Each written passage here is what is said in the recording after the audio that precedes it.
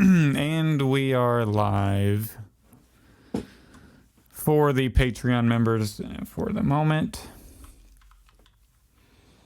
So yeah, Patreon intro. Lane Speeder Luke with the first comment telling us to hurry up. Luke, you can calm down. Yeah, Luke. God. I'm gonna I hope you stick around for fine editions because I'm making a pitch to you to print something or to create something. So I've already made a pitch to him based on something that I just got this week. And especially from something from the last episode of Ahsoka. Hi, Kirby Brock. Kirby, it's also something that's like for the, I think would be really good for the, ooh, look at everybody we got in here. Hi, Ethan. Rob, hello there. But it's something for the light up figures, you know, what do we call the Holocom collection? Yeah. I think I thought of a good idea. Luke's probably already thought of it, but I thought of a good idea that I think people would like. And I personally wouldn't use it until they make like a Darth Vader or a character, but I think people with the figures would really like to use the idea that I came up with. I just thought of something for those. I'm going to save it. I'm going to try to save it for when we talk about it on the podcast.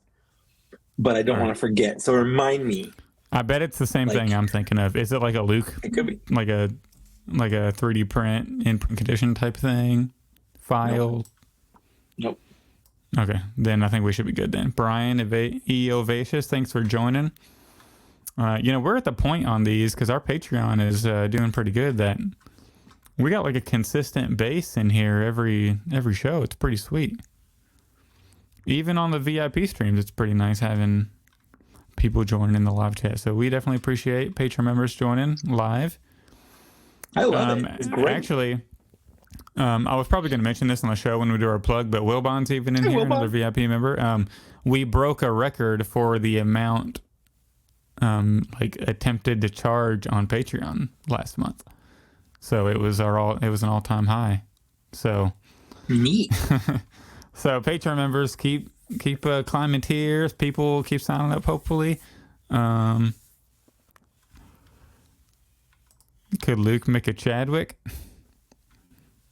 Potentially. Luke can do anything. That's whatever Luke puts. Whatever Luke wants to do, it's going to get done. And it's going to be excellent. And if it's not excellent, he'll eventually come out with a better version in like 2 years, which always happens. So, which specifically happened with the Endor bunker. Was that even 2 years? Was it more like 6 months? Probably not. And the one that comes to mind is the Emperor's Throne because it was that tiny one. Yeah. And then Justin printed that one. And because even on our printer, like you can't really scale it up too big, the small one. And I was like, I guess I'm going to hold off. And then like, bam, I considered printing that one. But then like, bam, Luke made the really big one, which is like excellent. And it sits at the top of my display. But I don't know if I told you, but it's too big for that middle section. It's like the round part, the window, that sits behind the Emperor is like 2 inches above. You gotta shave off the bottom of the little platform, I know, yeah. Like pegs. Yeah. So I kept it at the top of here, which is still looks good. Yeah, look at that. I don't know if I've shown people, but look at that shelf. I got the Vader and on the Tank 4 over there. Probably like, I don't know, Snowspeeder maybe? Or I don't know if I ever get that. I kind of have my Snowspeeder, I have it propped up so it's leaning against the wall, like up so you can see it. Because when it was laying flat, like you can't really see it from sitting down or whatever. So I have it kind of standing up on its back. Or something. Yeah. A stand for it would be really cool, Luke. That would be a really cool thing to have, Luke. If there were a stand for the Snowspeeder, Luke. Sorry, I got a weird tick today. I just keep saying Luke. Just when I'm just saying a sentence and Luke, I keep saying it. I don't know why. It's kind of weird. Luke said I did 3 Endor bunkers. That's absurd. That's awesome. But yeah, so a great show we have planned today. I'm really excited. I cannot wait to talk about the Ahsoka show and all those motherfucking Sebastian Shaw truthers. I don't want to hear a fucking word from any Sebastian Shaw truther ever again. You mean the worst that. episode of anything Star Wars ever? It's Land Speeder Luke, not Snow Speeder Luke. That's good. That's good. That's fair. That's fair. Then what if you made a Land Speeder display stand, Luke, and just scaled it up a bit so we could put maybe a bigger ship in? I'm just saying. It's a good idea. It would be useful. People would use it. It would be useful. It would be super useful, especially if it could, like a PlayStation kind of stand where you could put it sideways or up, like you had some choices there. That's all I'm saying. You know, Mike, you're asking for a lot for a guy who can't even print it. I know. I can't print it. I don't know. I have no skin in this game. I am at the beck and call of the mercy of my friends who have 3D printers, and specifically, basically, just Zach. That is true. Any bets tonight? I have not NFL, but I have the Liberty football game. They're like heavy favorites. I have them in a parlay. So as long as they win, I'm good. So I'll be keeping an eye on that score. They should kind of blow them out, though, but they're only up by 4 right now, which I have them in like 4 different parlays, so it would suck if they lose. But they're 4-0, and the team they're facing is 0-4, so I'm pretty confident in that. Mike, I'm not sure if you know, but I'm addicted to sports gambling now. So I can tell. Yeah, I mean, there goes your toy budget, or there goes your toy budget. It really depends on how well you do. It's bad. It's bad because it's been a while since I've been, but me and my wife do enjoy going to the local casino. It's like it's a fun time we have. So now with sports betting legal in Kentucky now, and I'm buying the figures, it's going to be a little dangerous. No. It's going to be a little dangerous. Yeah, but I don't know. I feel like one gets out of hand, but you can see what you've got. The other one gets out of hand, and you just have nothing to show for it if you do poorly. I know, because I'll make a parlay, and it'll be like, damn, I only missed one of them, so I bet if I make this next one, I can get that money. And it's just one more. I got this. There you go. Yes, and I mean we had a little conversation. Me and Luke did yesterday. Me and Luke. Okay. Wait, so you all are talking outside of Show Squad? Yeah, isn't that weird? You and I talk outside of Show Squad. Well, technically, I talk to everybody outside of Show Squad. See, it's not weird. It's not weird. Why you gotta make it weird? I actually had a lunch with Nate a couple weeks ago too. Yeah, because he's stalking you. Yeah, he is. Yeah, how are we supposed to talk shit if we don't talk outside a Show Squad? Like, I can't believe Zach is betting sports still. Can't believe he's still talking about Anakin Skywalker. That guy's a chump. Yes, this is the damn swearing part of this fucking podcast. We can swear during the show. It's just we try to keep it towards the tail end so we don't get flagged for. Got to keep it PG or something. But I'm ready to drop some they have that clean and explicit tag, and I try to keep it on the clean side, but sometimes I forget, and it is what it is. I think as long as we don't swear too much towards the beginning, it doesn't matter. But when you're an hour or so into the podcast, I don't think it matters at that point. As long as you're not saying ridiculous stuff. Yeah. Oh, yeah, Gamerson says I'm going to be broke in 2 weeks due to betting. And it's likely. I mean, it could be if it gets way, way out of hand. People do What's going to happen? People do. Next episode, half of his figures are going to be gone. and his legs are going to be broken. And he's like, I don't know what happened, guys. I just made a few bad bets, but I can make the money back. I swear. some top people some money, and I'm on the run. You give like Actually, 10 grand in the hole. Yeah.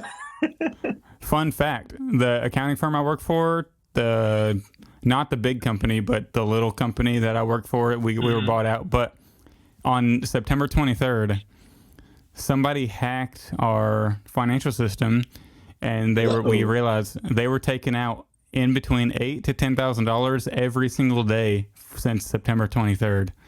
What? Yeah. Yeah. I mean, did they find out who? Did they like? Not yet. So what? Well, whenever our director of finance found out, it was like, all right, cancel. Like, they had to find out whose specific like account got hacked. It wasn't mine, luckily. But they had to cancel like a bunch of like, if you have a company credit card, they canceled.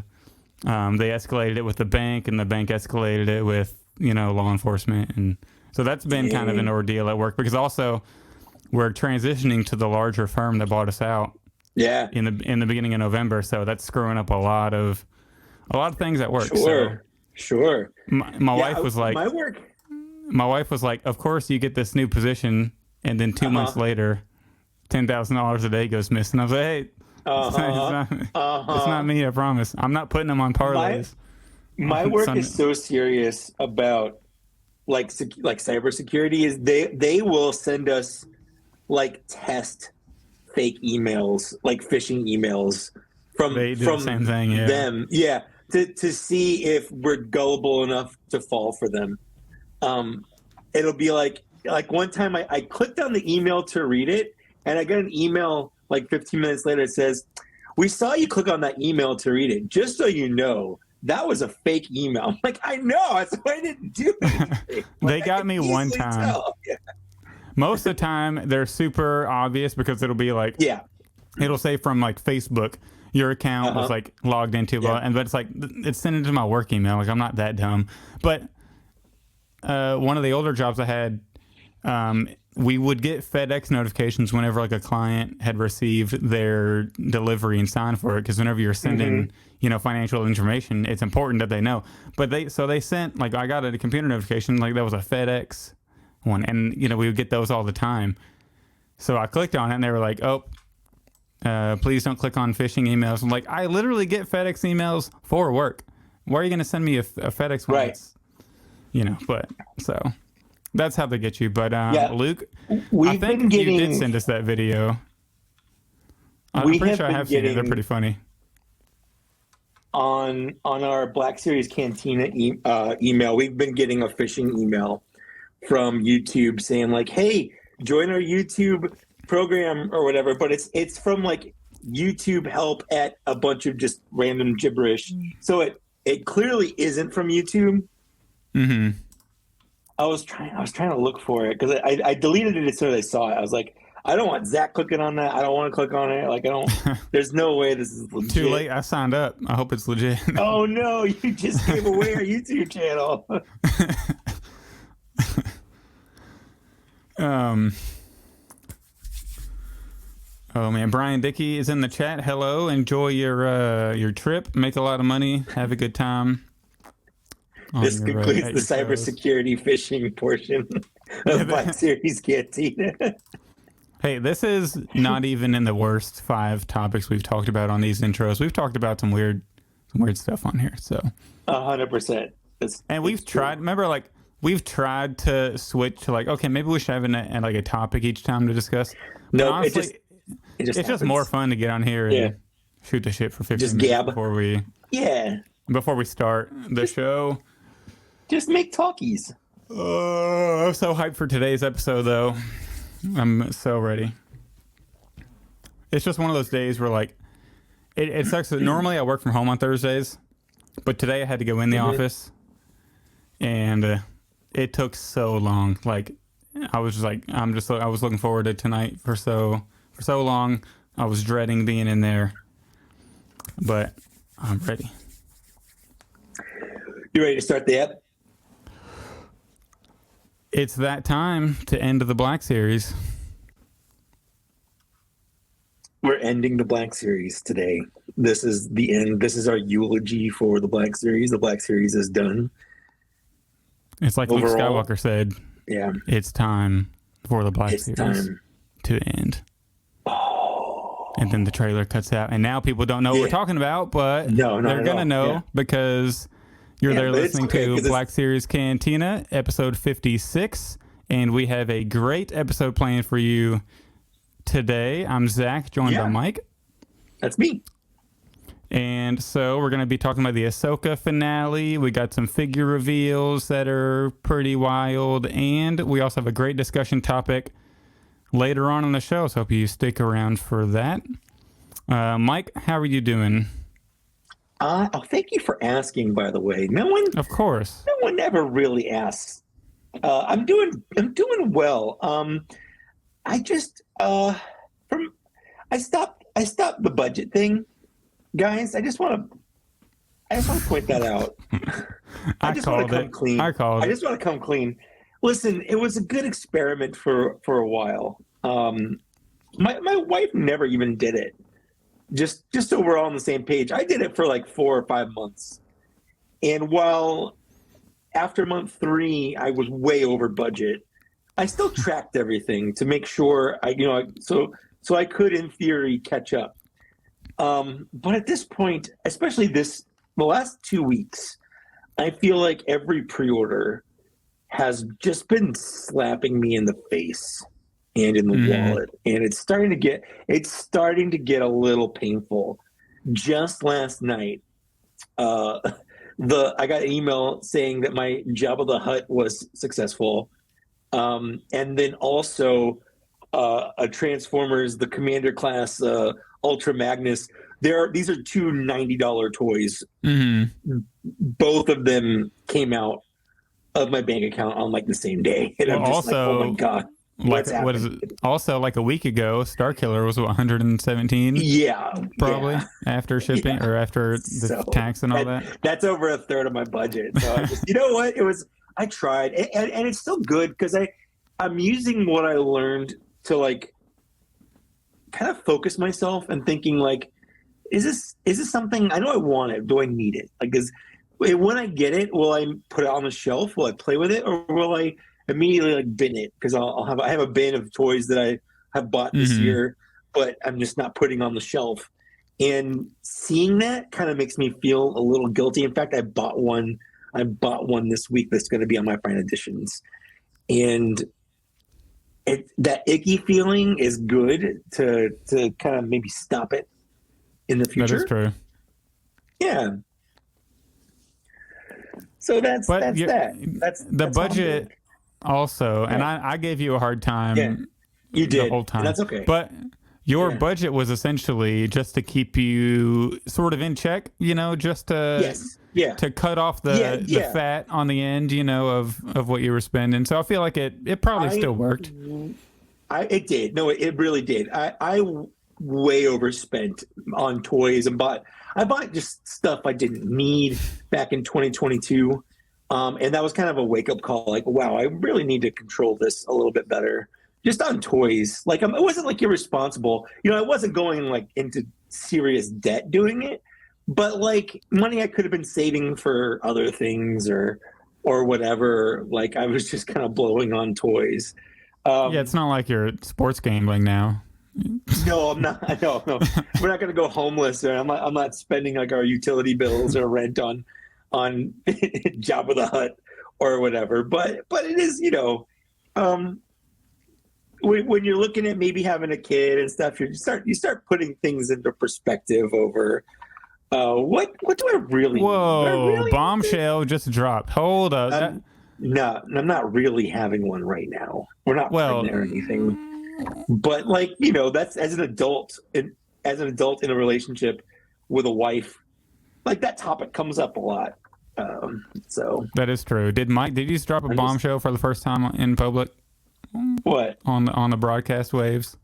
Are you trying? I mean, sure. It wasn't a secret. All right. Well, I want to be the first to congratulate Mike on the sex. Oh. So have a good time. Thanks. Thanks, man. Yeah, nothing better when the And I don't want to talk about this. I don't want to talk about this discussion on our podcast. This is supposed to be about toys. Okay. So That's my favorite thing to say to my friends whenever they do have a baby, though. I'm like, oh, congrats. Yeah. All right. Well, let's try to keep that clean, Sticker. And how are you? How are you doing? I'm good. Everybody asks, what figures did you buy? Not how are you doing? So I'm doing well. Sports gambling is going okay. Yeah. That's legal in Kentucky now, so that's been a good time. How long has that been legal? Because I feel like you've only recently been talking about it. Well, I think on September 28th is whenever it was legal in Kentucky. So okay, so pretty recent. Yeah, so recently what I would do, I work downtown, so I would have to drive across the bridge into Indiana, place my bets, then drive home. That type of thing. So it's not like you started doing it. It's just more convenient for you to do it now. I don't have to, yeah. And then we have an office right across the river in Jeffersonville, Indiana. So when I work there, I probably place a couple bets. So it's just a lot easier for me now. And then, all these apps are giving you like deposit bonuses and bonus bets, and all this. So it's been a good time. I got to slow down on it a little bit after this week. So. Yeah. Well, it's always kind of fun to. My parlays are hitting this weekend for sure. Yeah. Well, good luck. Hopefully that increases, not decreases your toy budget and how many toys you can buy. And I just wanted let's get on with the podcast here. First, I wanted to thank all of our Patreon supporters who are currently listening to this live, and then all the people who will be watching this after we're done recording it, not live, but they can still watch it. If you're listening to this and you thought, I wonder what that Mike guy looks like, or wonder if Zach's dulcet tones matches his face, you can join our Patreon and you can see these. Again, we always kind of talk about Patreon at the beginning because we don't advertise on this, and we never will, unless they give us a lot of money.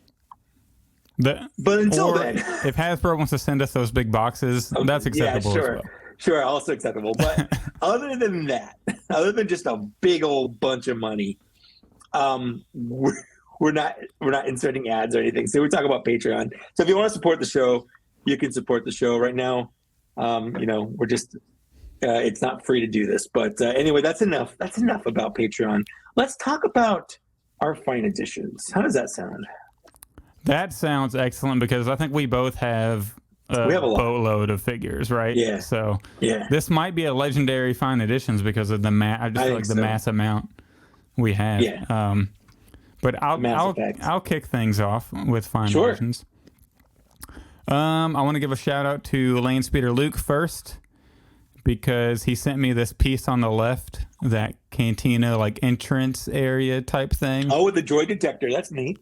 Yeah, so that it makes the little Cantina shelf I have look pretty sweet right now.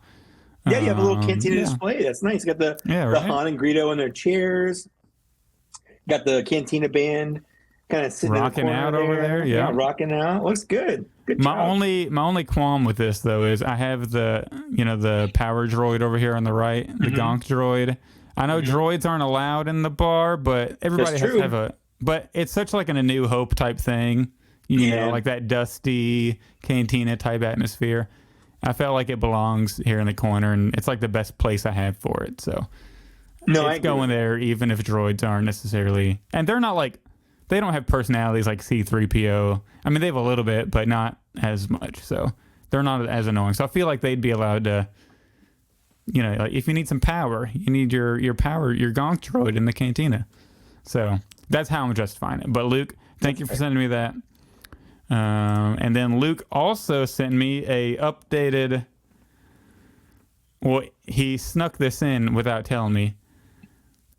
A perfect resin printed map from the Ahsoka show, which is like, I'm trying to get it to focus because you can actually see the details on it, and I painted it like a gold. So it's a lot better than the one I did on the filament print because you can see the difference if I can get them to focus. Well, the filament's going to have lines on it and stuff, no matter how good it looks. Yeah, the filament's just going to be like awful with something that small. But this is like a perfect circle, and the detail is incredible. So, Luke, Big shout out, thank you. And to go with the map, what do they call that in the show? Is there a specific The plinth? the plinth?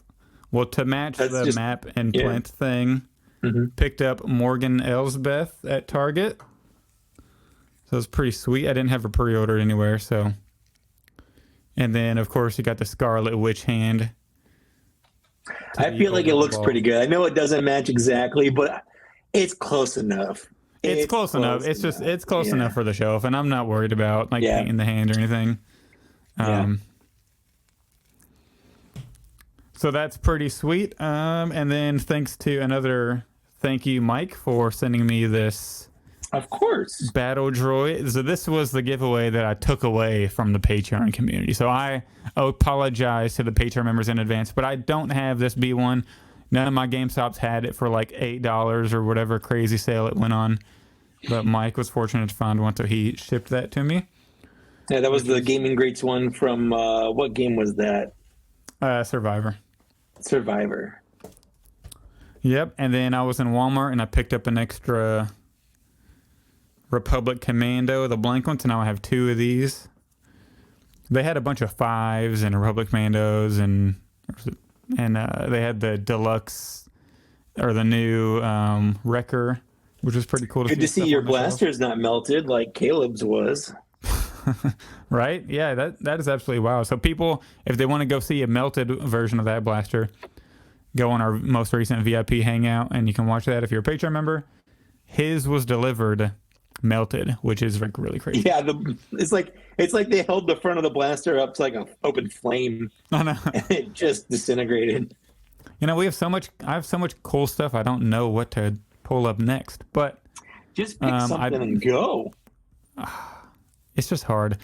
And of course, I picked up the new 501st Clone Trooper, which I guess is technically Commander Apo, but there's like nothing on this that shows you it's supposed to be a specific named clone. So I'm just calling it. To be fair, he doesn't really wear anything in Return of the Jedi. He doesn't wear anything that says he's a particular clone. You mean Revenge of the Sith? Whatever. Well, he only has the arrow in the cartoon, so. Correct. And I feel like it is kind of that thing where in order to get a 501st, probably has to be in something relevant to make a new mold of it and all that. So just calling it Commander Apple is probably easier for them to get it out there. But I did actually get 3 of them. But look at this. Look how Target. Like, who does this? Right over the face. Come on now. They slapped a sticker on it? They slapped a sticker right over the face of the figure. Did they? I mean, it was in a box, right? They were both in a shipping box, but they slapped a sticker right on the plastic. So dumb. It doesn't make any sense, but I mean, I'm opening them anyways, so it doesn't really matter. Sure, but it's still dumb. Yeah, it's still very dumb. And then, of course, the other Target exclusive, I picked up Darth Vader with the battle damaged face, of course, and the Anakin head sculpt underneath, which obviously was one of my most wanted figures and the most hyped figure, or one of them, when it was announced. So really beautiful detail on the chest plate, the cracked helmet. Even like, it's absurd and absolutely awesome that they even sculpted like underneath the robe on the back. They sculpted the damage on his torso, like, which is really awesome. So that's like a new torso rather than just straight reuse with a little slash. Yeah, he had a lot more new on him than I thought he was. He also has new wrists. Yeah, the hands. Yeah. He has nice vertical hinges too, which is pretty sweet. Yep. And then last but not least, everybody knows what this is going to be. His Apprentice, Star Killer. I did get the Star Killer set when it was in stock. And definitely a hefty price, maybe $10 more. But, it's an exclusive. You get this cool base and the electrocution and all the saber colors and saber styles. So, yeah, I think that's it for my fine additions. Oh, also, speaking of that Vader, it is back in stock on Target. It went out of stock for a little bit, but it's back in stock. And I ordered a 3rd one because I do have a sealed one here. So you're going to have 3 Vaders? Well, the one that has the nicer package, because the window on it's kind of dirty and it really bugs me. The one with the nicer like plastic and case, I'm gonna eventually get signed by Hayden Christensen one day, hopefully. So I'm gonna save it for that. But the other one I ordered, I'm gonna try to, I'm gonna try to do some surgery and pop that helmet off, and get that sculpt underneath. Even though I know they're gonna release it, it sounds like something fun to do, and it's it's only $28 extra. That's not gonna hurt. Yeah, I guess. But yeah, Star Killer is definitely the star of the show here. But yeah, that's it for... Oh, wait, one more. I forgot to this one. So this is the first and only Micro Galaxy Squadron I'll probably get. But I saw it at Walmart. I didn't even know this was single packed because I don't follow the line too much. But I did get the Anakin's Jedi Starfighter from Revenge of the Sith. Comes with a little R2 and little Anakin in there. And actually, I didn't know the figure was supposed to bend. And when I saw it did have articulation, I tried to bend him to have him sit in there, and he broke in half. So you broke Anakin. I broke Anakin in half. It's literally like his destiny to be chopped in half. But he looks fine sitting in there. Like, you're not gonna be able to tell,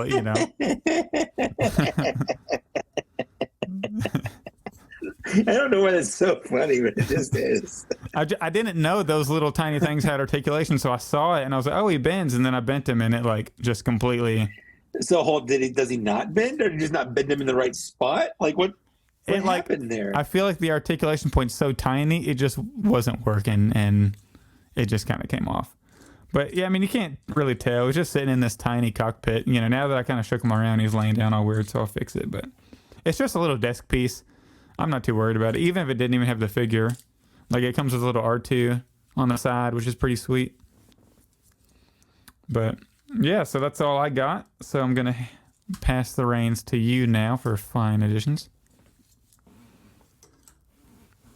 That's me. Okay, so we're going to start with not Star Wars. Wait, I spent entirely too much money this week. Hold on. He's a madman. I know. So the first thing that we're going to talk about is that aforementioned regrettable purchase. And that is the Xanatos Red Steel Clan Goliath, whatever. It says robot Goliath from Gargoyles, but he's red. He looks pretty And fit. I thought he does look cool. He does look really cool. The problem is I just don't have any space to display him.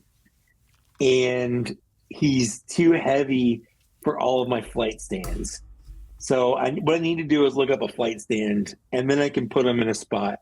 A flight stand that can support his weight. But he's pretty hefty. Like, he's thick. He's a thick boy. But he does look cool. He sounds metal. Cool. Was he made of, like, die-cast? No, it's because his... Oh, okay. His wings are flapping together. His wings actually move. Yeah, unlike the other gargoyles in the line, his wings actually move, which is neat really because cool. Most of them don't. Yeah. Anyway, so I bought this because, I make mistakes sometimes. The next thing is I have more G.I. Joe figures for my collection. The first one is this. I really like this one. This is Firefly. It's the second Firefly they made. They made one a long time ago that was a Target exclusive, and this one looks more like he did in like the original toy / cartoon.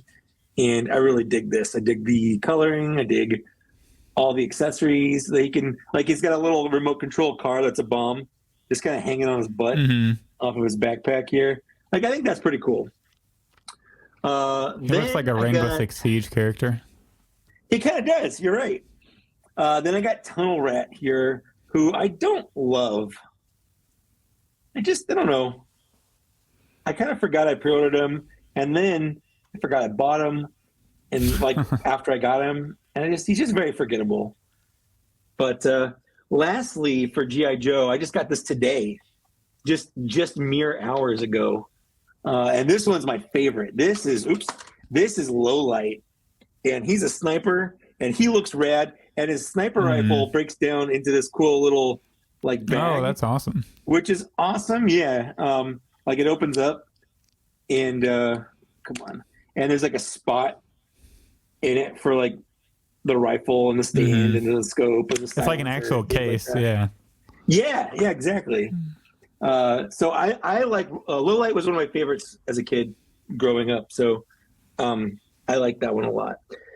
But that's it for not Star Wars stuff. The Star Wars stuff I got is pretty similar to yours. I got the 501st Apo, and I like him. He looks great. He poses well. So this is definitely the new Phase 2 Clone Trooper body that is coming out in the next wave. Whenever we get that wave here in the U.S., this is the basically 3.0 mold. The 3.0 mold. It's so nice. The mold is so nice. It's so good. It feels so good in hand, and he poses so well. And then I also, of course, I was gonna say, does yours the chin stick out a little bit under the helmet? A little bit, slightly, just a little bit, yeah, just a little bit, yeah. And then, of course, I did get the Darth Vader, the duals the battle damaged one. Oh, duals in. He looks so good. Like he just looks really good. I like this Vader a lot. In fact, once I get the Return of the Jedi 40th anniversary one, I think I'm gonna make a video just kind of rating all the Darth Vaders that have come out in the line. Because why not? It's a fun video. Yeah, absolutely. Yeah, and then of course I got. Oops! It's too far away. Should have done this better. I got 2 stormtroopers for no reason. I just got 2 stormtroopers. Oh yeah, I forgot to mention those with the Star Killers. Yeah, and of course I did get Star Killer. You know what? I like him, but I don't love him. Like he's good. He does have cool. He's got storage on the back for lightsabers. Like he's got the little holes back here. So if you have other lightsabers that have the pegs, you can put those pegs in there, which I thought was I thought that was a pretty cool thing. And I do like all the hands. All the hands that he comes with are really nice. And then mine just fell. I did get the Ghost Qui-Gon Jinn, and he looks pretty good with the other ghosts. I've got them all kind of hanging out on the bridge together.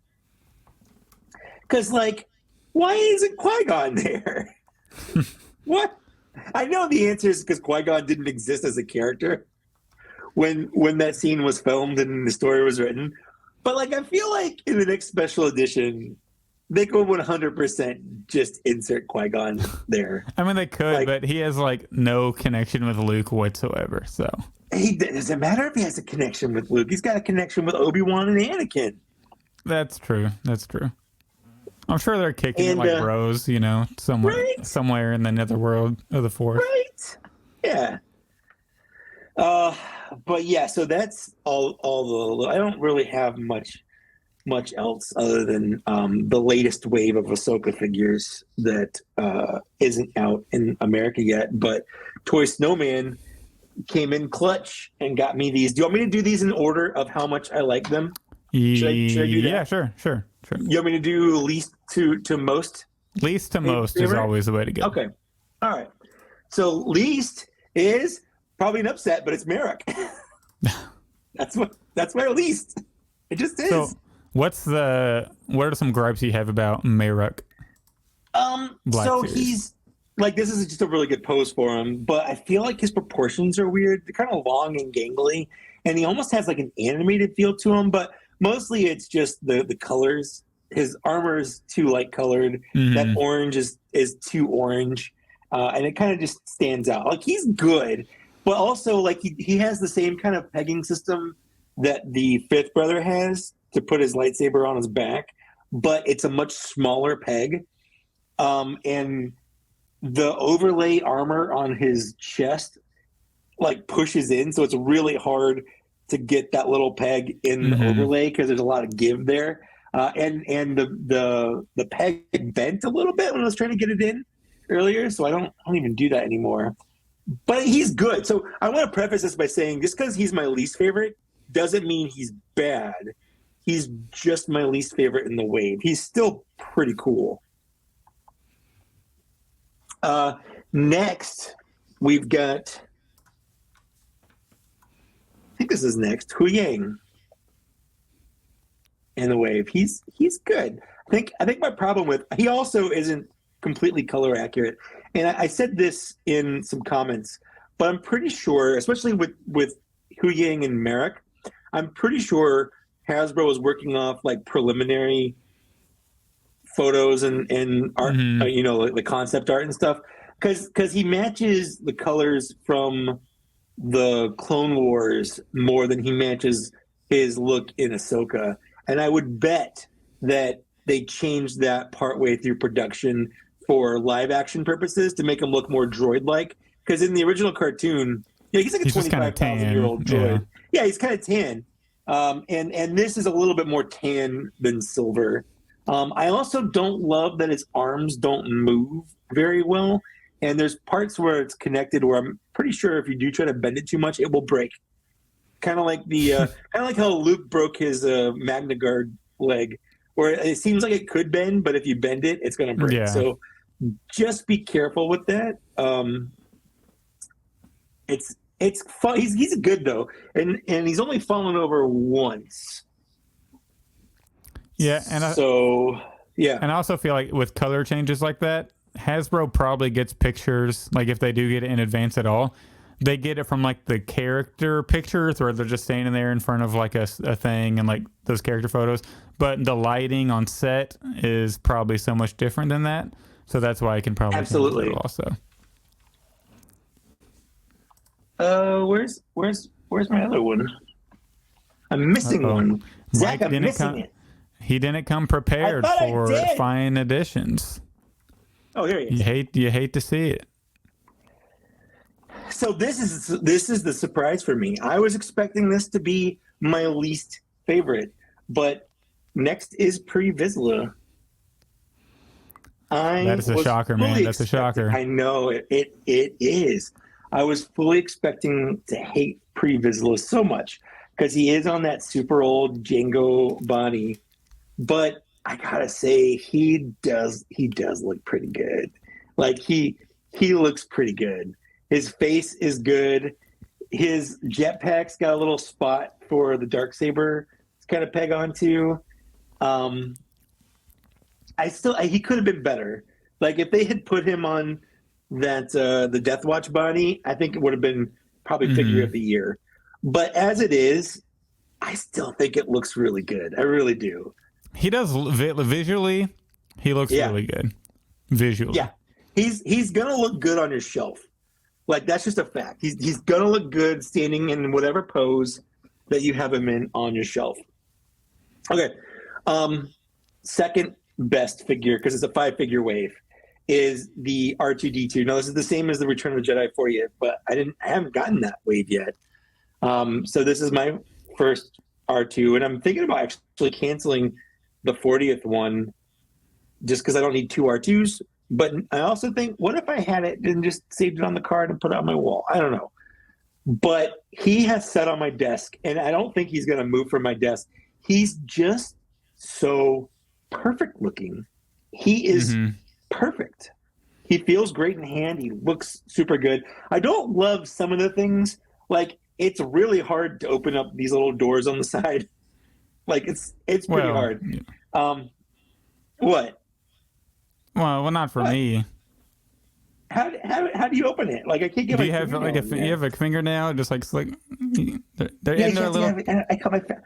Listen, I'm an adult male who cuts his fingernails. Okay, I don't have fingernails. I do have a little spudger, but it's really hard to get my finger in there to open up the little drawer. I feel like they could have come up with some way to get it. Also, same thing with a little third leg. I like that it's not tied to the head anymore. I like that a lot. Yeah. But it is kind of hard to get my fingers in there and kind of pull it down. Not as hard as the doors, but like the SH Figure Arts one that I have, it's like a pen thing where you kind of push up and it pops down. Like a pen, a cookie pen. Yeah. So I think that could have been better, but also probably would have been, increased the cost. But I do like it. I've got all his little things in the dome there, and that's fun. I like it a lot, but that's not my favorite of the wave. Have you opened the dome and then it get stuck yet? They haven't got Not yet. none of them have Not fallen yet. out. So far, I did put them all in there just to see. If you didn't, I figured if I broke something, I've got another R2 on the way. So I wanted to try it out. But so far, I haven't had any issues. So we'll see if that remains true. But my favorite from the wave, and this one isn't even close, and it's Hera. Actually, it is close. I do like the R2 a lot. But Hera looks so much better than she does in her promo photos. I love everything about her, especially that Jesus Christ. Jesus Christ. Listen, man, they did Sabine dirty with that backside, okay? So the first thing I want to know, That they and again, did. I wouldn't care if the show didn't accentuate those parts of them so often, okay? That's all I'm saying. But she's just really good. I love Hera as a character, and it's cool to have just such a good version of her. I love the bomber jacket. I love all the detail. She's got great mobility, and her face sculpt is just amazing. So I like her the best. Interesting. And that's that R2 is up there for me for like figure of the year worthy. It's just so amazing. Well, what does it tell you about Hera? It might be really good. I don't have that one yet, so I guess we'll just have to wait and see. But yeah, that R2, like I'm excited for that wave. I'm looking forward to Mayrock and even the pre-Vizsla. I know you're saying it's not as bad as you expected. So that was the biggest surprise for me, honestly, because I opened it up expecting to just absolutely hate it. I went in with all these preconceptions of how bad it was going to be, and it's not great. I don't want to say it's the best toy. It's just not as bad as it should have been. Whereas like Mayrock, I had higher expectations for, and again, he's not bad, but it's just about that getting it in hand versus what you were expecting before you got it, kind of how that matches up. And in pre-Vizsla, it was just surprising, Are you gonna give that Mayrock a dark wash maybe to try to help it? I don't like to change my figures, but I might. What I might do is just send it to Luke and let him paint it. There you go. So we'll see. Well, Luke also has to agree to that. Yeah. He two-sided. He asked if he could. When I got it, he said, "Send it to me to paint. Let me paint your figure." That's what he said. He said it in a text message to the group. Okay, I'm just saying. He did paint my NIB. True. But I figured he could make a video out of it and whatever. But we'll see. We'll see. Yeah, so that was a great Wilbon's right. addition. Mayrock being disappointing does fit the character. That's true. That is true. I mean, I called it before. He lasted a couple episodes longer than I thought, but I knew he would die eventually. Yeah. Like all the Inquisitors, they're kind of pointless. They're all made to die. So that's just what they are. And Reva should have died like all the rest of them. Personally, that's my personal opinion. I feel like it would have fit the story a little better, but that's just me. That is a Star Wars topic for another day, but that was a great segment for fine editions, with the new Vader. You got that R2 finally, that new wave. Star Killer, we both got that Pulse concept, which is really cool. I really like the Star Killer set, like all the accessories. And I love all the accessories, although it was really hard to get some of those lightsaber blades into the lightsaber. Yeah, so I started plugging the blue one in, and it bent, and I was like, yep.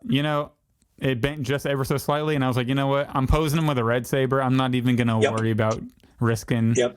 I'm just going to keep the red one on and go about my day. But yeah, I really like the Star Killer set. I like all the blood on him and the alternate head options, even though one of them is just awful.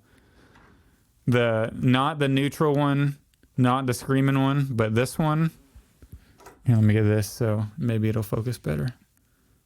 This head is so bad. The one where his mouth's kind of like half open.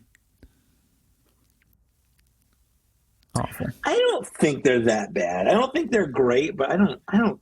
I don't think they're bad. I mean, no, the Although, other two heads honestly, are I'm good, not gonna but this display it. one, Yeah, I'm not going to this display one it, is that's bad. for sure. This one's not good. Remember, this is the one I said looks like the guy from the what's those movies called? We talked about it in the other show. Now I'm drawing a blank now. I'll come back to it. Sure. It's really bothering me now that I can't think of it. We talked about this like 1 or 2 shows ago, but this head And I don't sculpt, remember. Yeah. is it Dumb and Dumber? No, it's the Three Stooges. He Three looks Stooges? this guy looks like a character Curly? from this head sculpt looks like a guy from the Three Stooges. And it's He looks like Spot. Shep. Yeah, but it does not look like Starkiller. But it's still cool to have alternate heads on there. Like Rob Henry coming in clutch to remind me.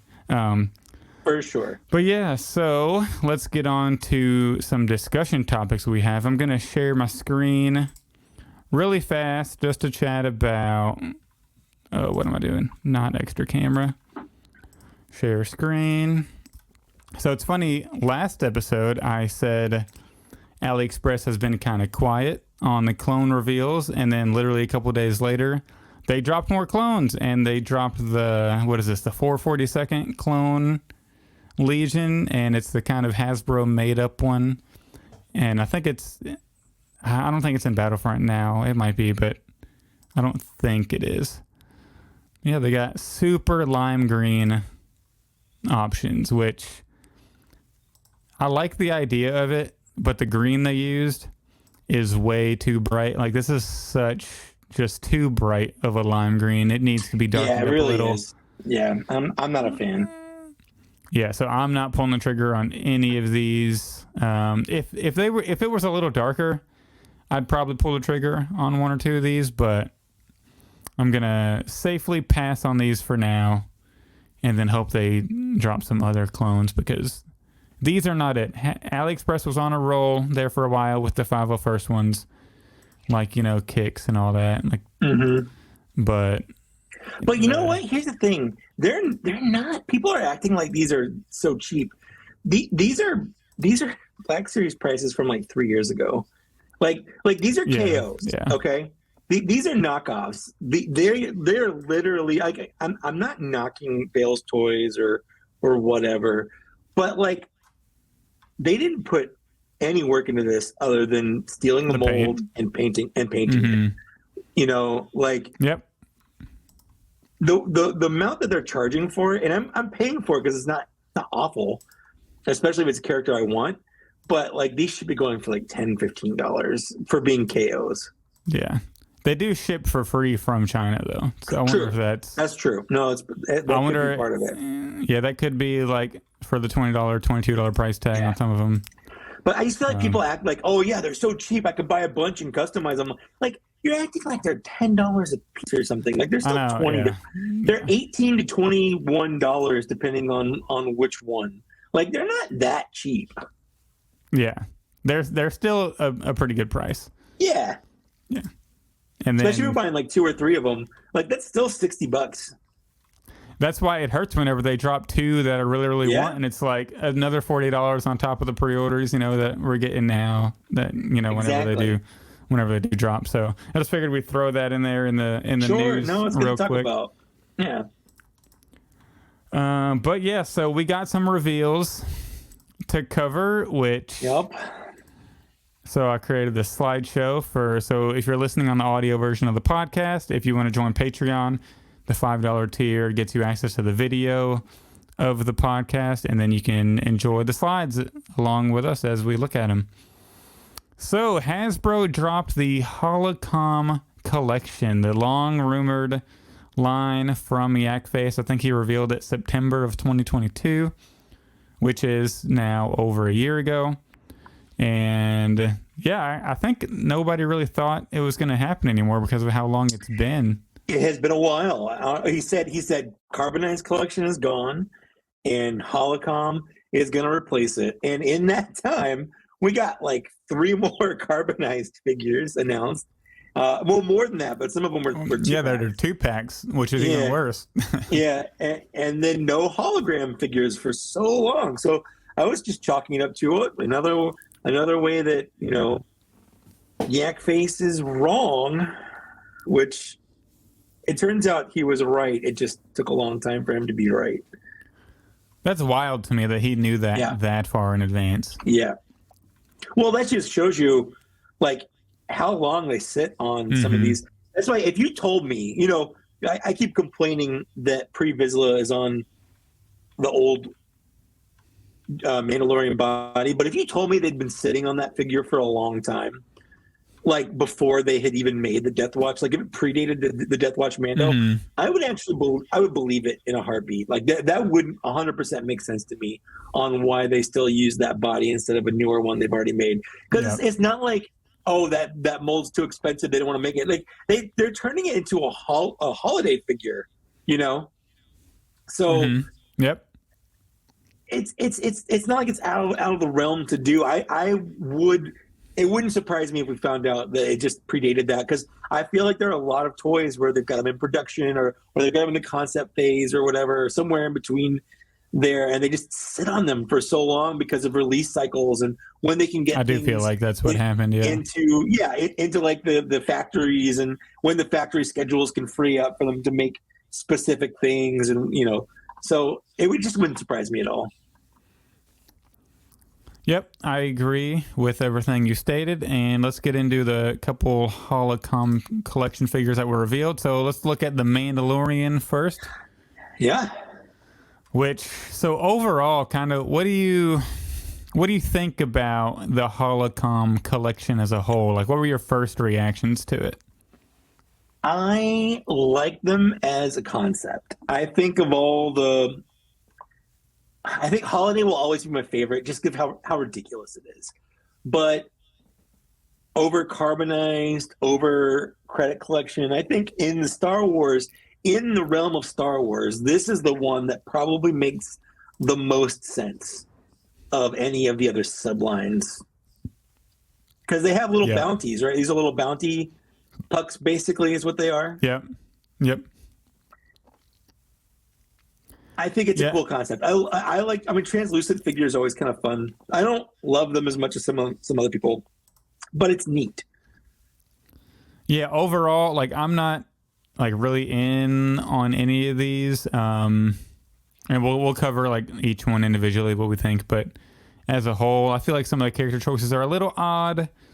I like the idea, and for $34.99 you get the figure plus the light base, which isn't really that bad, and actually some of them are cheaper on like Entertainment Earth. You can get Han Solo for like $27.99 on Entertainment Earth, and Big Bad for like $28.99, so rather than the $34.99 retail price. I like the concept though, because like you mentioned, in the galaxy, you can use these for, like, you can actually put them on your shelf and it actually serves an in-universe purpose, rather than, what are you going to do with an Ahsoka from the credit collection or whatever, the carbonized Ahsoka? Well, I'll tell you what, I put the credit collection ones on my wall because I think they look neat in the package, and that's it. Well, I'm talking about but for on the shelf, interacting with your other figures, it's Well, so Lance Peter Luke said this in our chat, and I also independently had this thought. I just didn't voice it. This is, for all intents and purposes, a one-to-one kind of role play item. If this is intended to be, it really is. Yeah, if this is intended to be like a bounty puck, like this is a role play item of, here's my hologram of Mando bounty or whatever. Like that's a neat idea. The concept is cool. That's not the problem I have with it. Yeah, the concept is neat. The only thing I'd be worried about if I were like a cosplayer and wanting to, carry around a, Din Djarin bounty puck or something, if I were cosplaying a random bounty hunter, would be like, I'm not necessarily confident, because I can move this Star Killer, and if I move it enough, even though both of his feet are plugged into the pegs, right, it falls over. Yeah. It's not something you carry around to a party, for sure. Yeah, so I wouldn't necessarily want to, but it's definitely a good, like, showpiece. Yeah. But yeah, so let's get into the individual ones they released. So they have obviously Din Djarin from The Mandalorian, which And is these are Hasbro Pulse exclusive to Shop places. Disney. Yeah. Yep. So this is Hasbro Pulse and Shop Disney, and this is available with pre-order if you want to get it. Everything but one of them went up for pre-order today. And then they did a Bo-Katan. So these are also $35 a piece, with one exception, which we'll get into, I guess. I think I already mentioned it. The Han Solo. Did you? Yeah. On both Entertainment Earth. I don't know if they fixed the price because that's definitely not.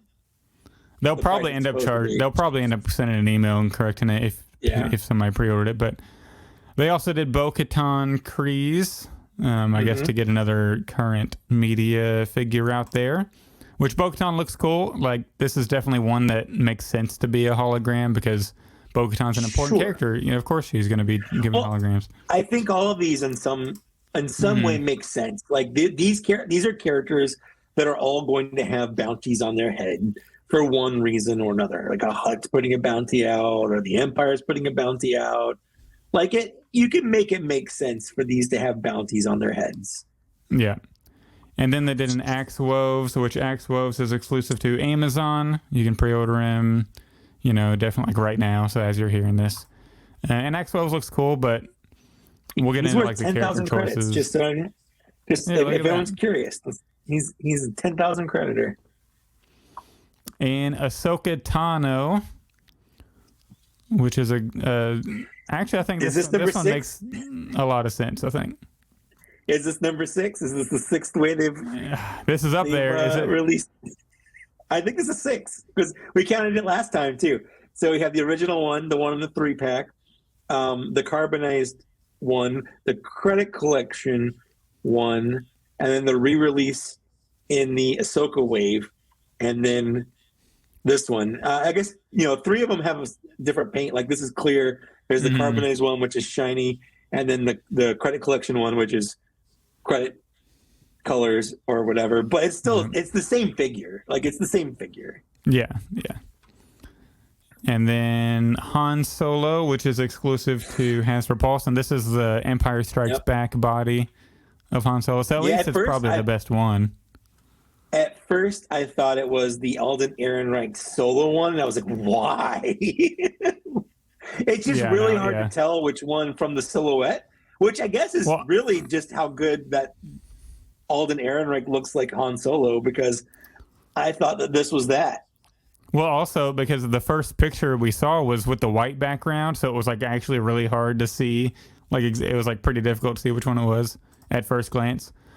But honestly, I think the Han Solo is probably the most interesting one to me. Now he's the one that I got. He's the only one that I pre-ordered. At first, I was thinking Mandalorian because he's like such a current, like big character, and it makes sense. 20,000 credits, in case anyone's curious. Yeah, but now I'm kind of thinking like Han Solo might be the one. But so here's my thing on these Bounty Puck holocom figures. If they're doing it to where it has to be a character that likely has a bounty on their head. Yeah. I'm going to be kind of disappointed because I really would like a Darth Vader in this. And I know there's a whole thing where they're probably not going to do these with soft goods, because if you notice, none of these have soft goods and none of these have any new molding needed whatsoever outside of the Bounty Puck thing. They could easily put on whatever the Force cape thing that they did with the Jedi. Like I don't think that's a problem, honestly, especially with someone like Darth Vader. What are you talking about? They could do what? This my Qui-Gon's got a robe. It's not that different. I wouldn't want them to do that. I would want them to make it like a plastic one, like a translucent plastic cape. They could easily put a soft goods robe on there. I mean, they could easily do that, but do we think they would? I hope so. Honestly, I do. I would. And so my problem with this was character selection. Basically, I just don't want to buy these characters again. But if they did a Darth Vader, which admittedly I already have enough Darth Vaders as well, but he's just a character I like more, so I want to buy more toys of him. So I bought Han Solo, but if they did like a Princess Leia, I would get that Princess Leia. If they did an Ezra Bridger, from Ahsoka, who was for a while the only way we saw him in Ahsoka was as a hologram. Or if they did like an Anakin Skywalker, or literally any of like the battlefield, like if they could give us different bases, like they could give us the prequels puck, for doing a Darth Sidious or an Obi-Wan Kenobi or whatever. Like there's a lot of different styles you do that's not necessarily like a bounty puck, where it could just be like a hologram. Yeah, that's true. Luke says in our chat, have you seen the Bondi hologram Vader? Which I do remember seeing this, and I just Googled it again. That's pretty neat. I definitely Hasbro could do something like that. Yeah, for sure. For Vader, and that does have the hard plastic cape. Because I feel like, honestly, if I do pull the trigger on one of these, it's going to be the Han Solo one or the Mandalorian one, but probably Han Solo.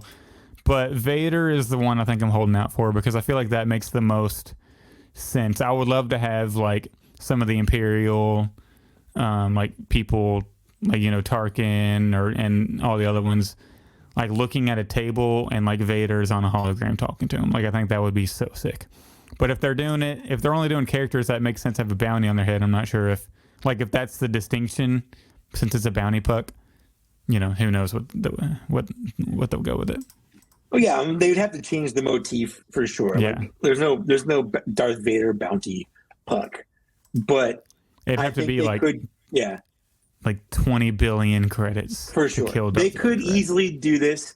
They could even cut out the light part. Like what they could have done was just sold the light display parts separately, and you can get whatever version you want. And then buy just the translucent figures that you want to display on it, if that makes sense. Like sell the light display, or make one that comes with the light display, and then other characters like ancillary, where you can buy them but they don't come with the light display. Like, and just make them cheaper. I think that could have been cool as well.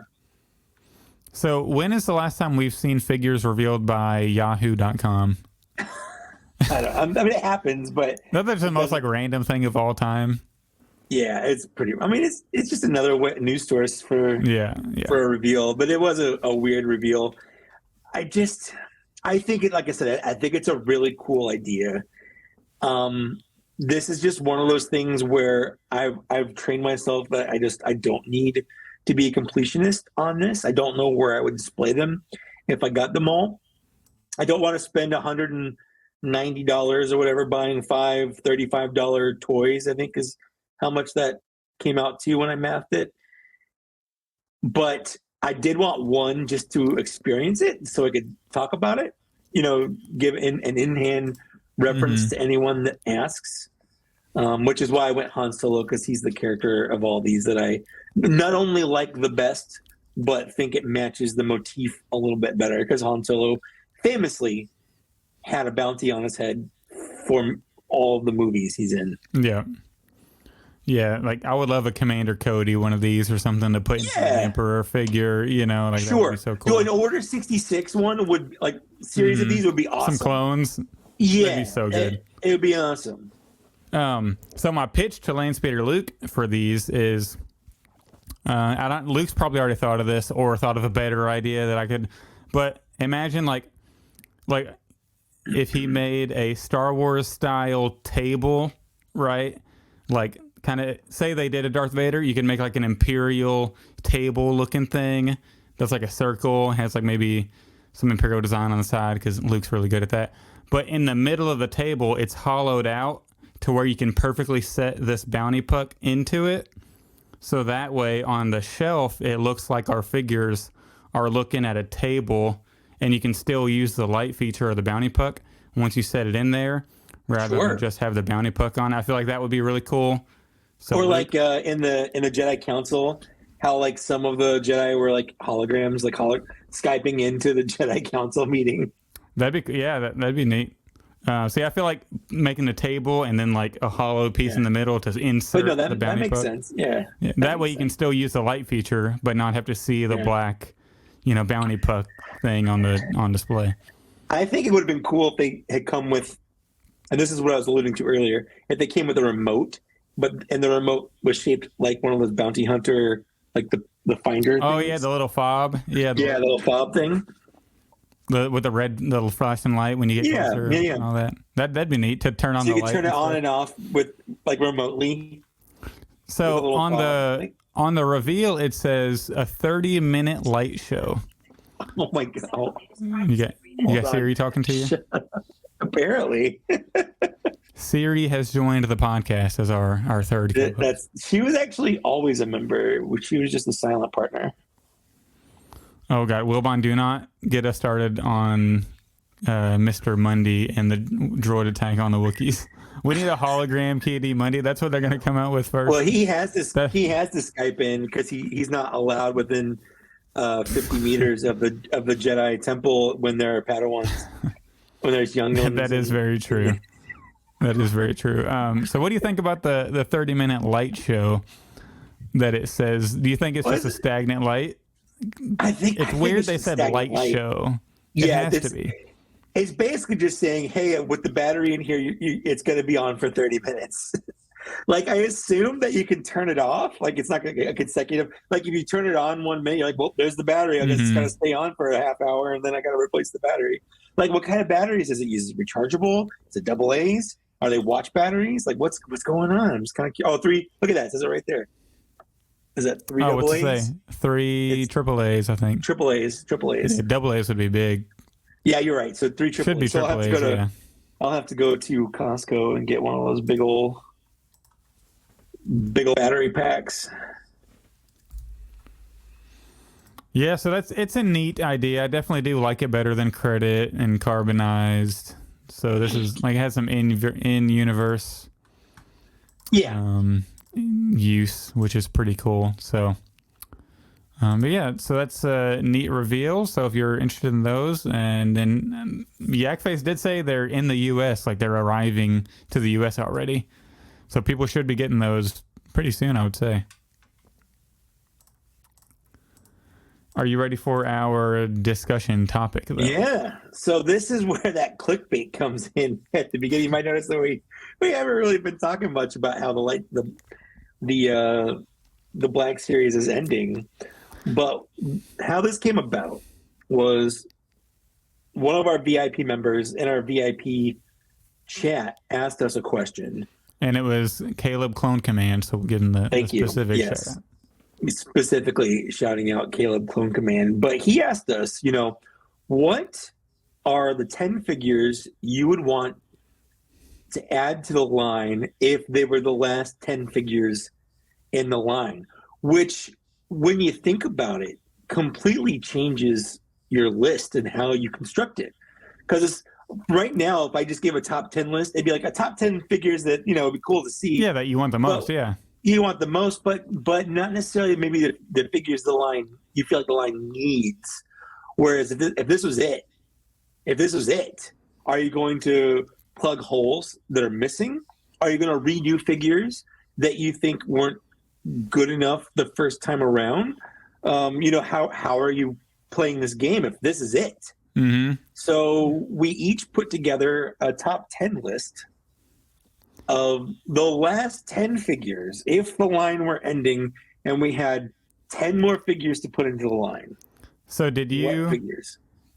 Before we dive in specifically, I want to ask, I guess, some some general questions. Sure. Did you do it for your collection specifically, or did you do it for the line as a whole? I always do it in line because my collection is. Well, yeah, that's true. You have. So I was looking at my shelves and saying if there were only 10 more I could add with everything that's been pipelined, obviously coming soon. So we obviously wouldn't choose those. Like I wouldn't put the Droidco on there because we're getting because it's already been announced. Yeah. So, but like, what would kind of complete what I have? And it was like so interesting because it does change. Like there's some figures on here that are going to be on my regular top 10.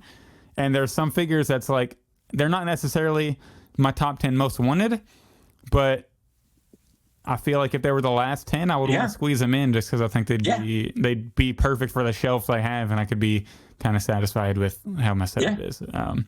So let's go. Do you want to go first? Do I want to go first? What's going on? I'll go first. I'll go first. All right. I'll go first.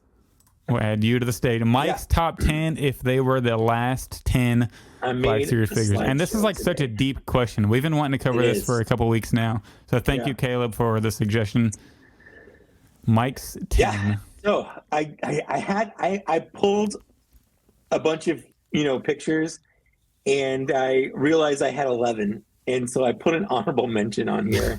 Mike's cheating already. We're not even at the first one. I'm cheating already, and that's why I wanted to go first. Do you want to go like each like 10? No, since we have the slideshow, we'll just do yours and then we'll do mine, and then we'll talk about each as we go. All right. So I mean, honorable mention is Lax Sivrak, because like I love Lax Sivrak, and I think it was a crime. It was a crime that he has been erased from the movies. He's one of my. I have the Power of the Force 2 figure of him. I think he would make an awesome Black Series figure, but I had too many, so he's not really on the list, but I put him on there. So number 10 is Lobot. Again, I had him on my very first top 10 wish list that I made a video for like years ago, and he dropped off just because I feel like he's kind of boring. Like he's just a guy in like a jumpsuit with puppy sleeves. And the only interesting thing about him, other than being a bald guy and me being a bald guy, I just naturally gravitate towards that, is he has the computer thing going around. You kind of look like him too right now with the headphones, the silver headphones. No, 100%. No, I have a Lobot thing going on. Yeah, so Lobot's always kind of been my guy, and in fact, back in the what was it? When 2020? No, it's okay. Right it's it just it's all you see right there. It's so perfect. Yeah, no, it's again with the headphones. It definitely looks like it.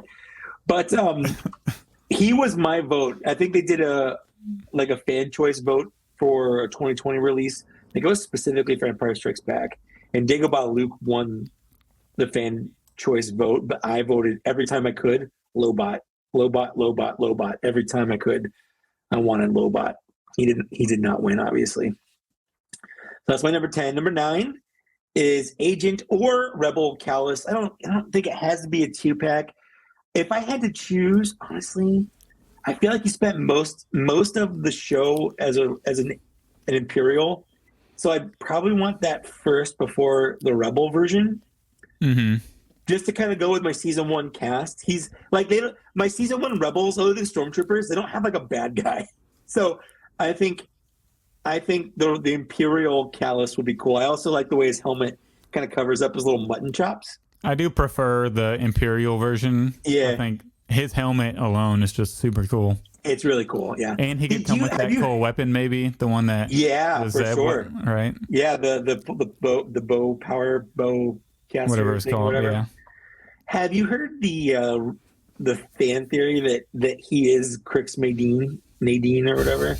Really? Oh my god. Yeah, I don't think it's true, but I think there was speculation that he eventually changes his name, and by Return of the Jedi, he's Crix Nadine, because they do have kind of a similar a little bit, but I don't like it. They could be separate people. Number 8 is blatant cheating. Okay, this is ridiculous. You can't get the whole band on one. So if you gave me pushback, I would just say Max Rebo by himself, obviously with his piano. It's just really hard. It's like when you put Ninja Turtles on a list, like are they gonna take up 4 spots on the list? But because they're all basically one character. It's really hard to choose. The Max Rebo band is like one thing, and they can make it like a 3-pack, and I would buy that 3-pack.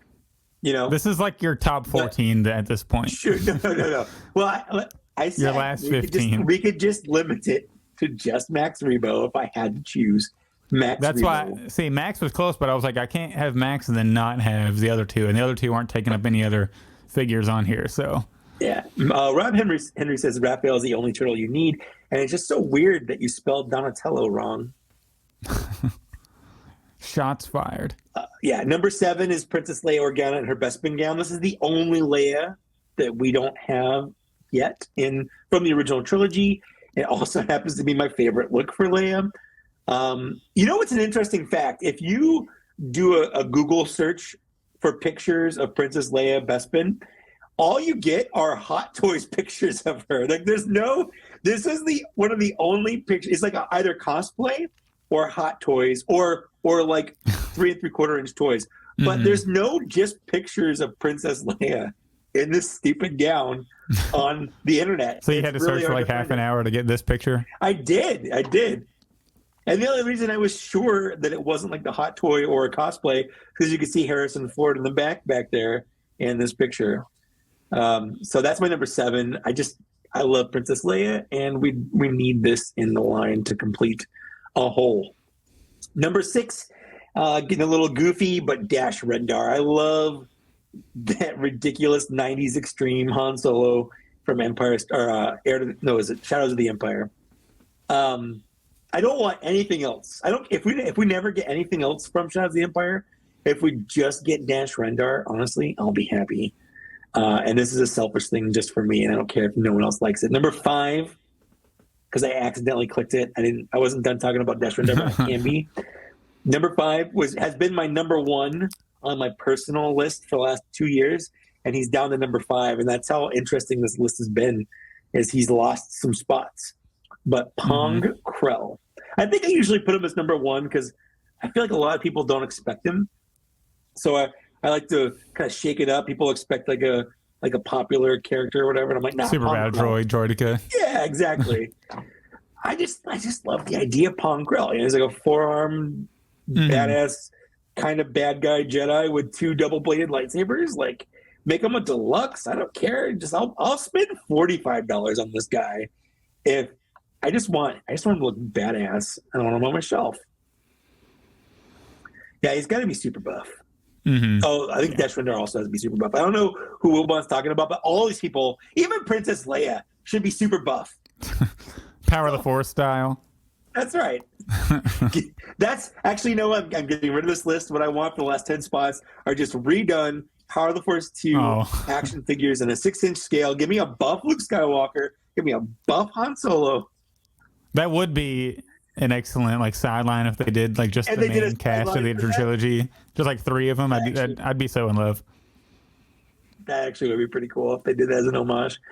Number 4 is Embo. I like Embo. He's got a cool big hat. Yeah. I think he has a dog in this episode, but I think that'd be cool if they gave him a little dog in there, but I just stuck with Embo because I like Embo. If you don't know who Embo is, go watch Clone Wars. He's in it a bunch. Specifically, there's an episode, I think it's in season 2 or 3, where they homage 7 Samurai, and Embo is in that, and it's a really good episode. Next, number 3 is Kyle Katarn. Love Dark Forces. It was a big part of my childhood playing Dark Forces. Very much into like the EU back then, because back in the 90s, that's all we had. Like, you know, we had the original trilogy, and anything else we had was all EU. And I think most of the EU kind of sucks, but Kyle Katarn is one of the things that doesn't suck. I like Kyle Katarn. So, number 2, I wanted to put something from the prequels on here, and I think this is a sorely missed figure. There it is. Yeah. Chancellor Palpatine from Revenge of the Sith. And he's got to have that alternate head. I want both heads. I want a regular head. I want a fucked up head. And he has to come with, fucked up hands. Right? Exactly. I want it all. Give me electricity hands. Give me all of it. I want him to have I'm too weak, and then unlimited power look. I want it all. I want this to be crazy. So that's my number 2. Can you guess what my number 1 is? It's gonna be, if it's not Pong Krell, I feel like it's gonna be a Cantina patron. I feel like you should be able to guess. Is it? Am I right though? No. Oh wait, we're already getting Hammerhead, so I feel like that would probably be it. Hammerhead was on my list for things I wanted this year. It was like, if you go back and watch my wish list for this year. So. I'm gonna feel bad for not knowing, because I know you know my number 1, but I don't know. Who do you don't fawn over? It wouldn't it wouldn't be a proper episode of Black Series Cantina.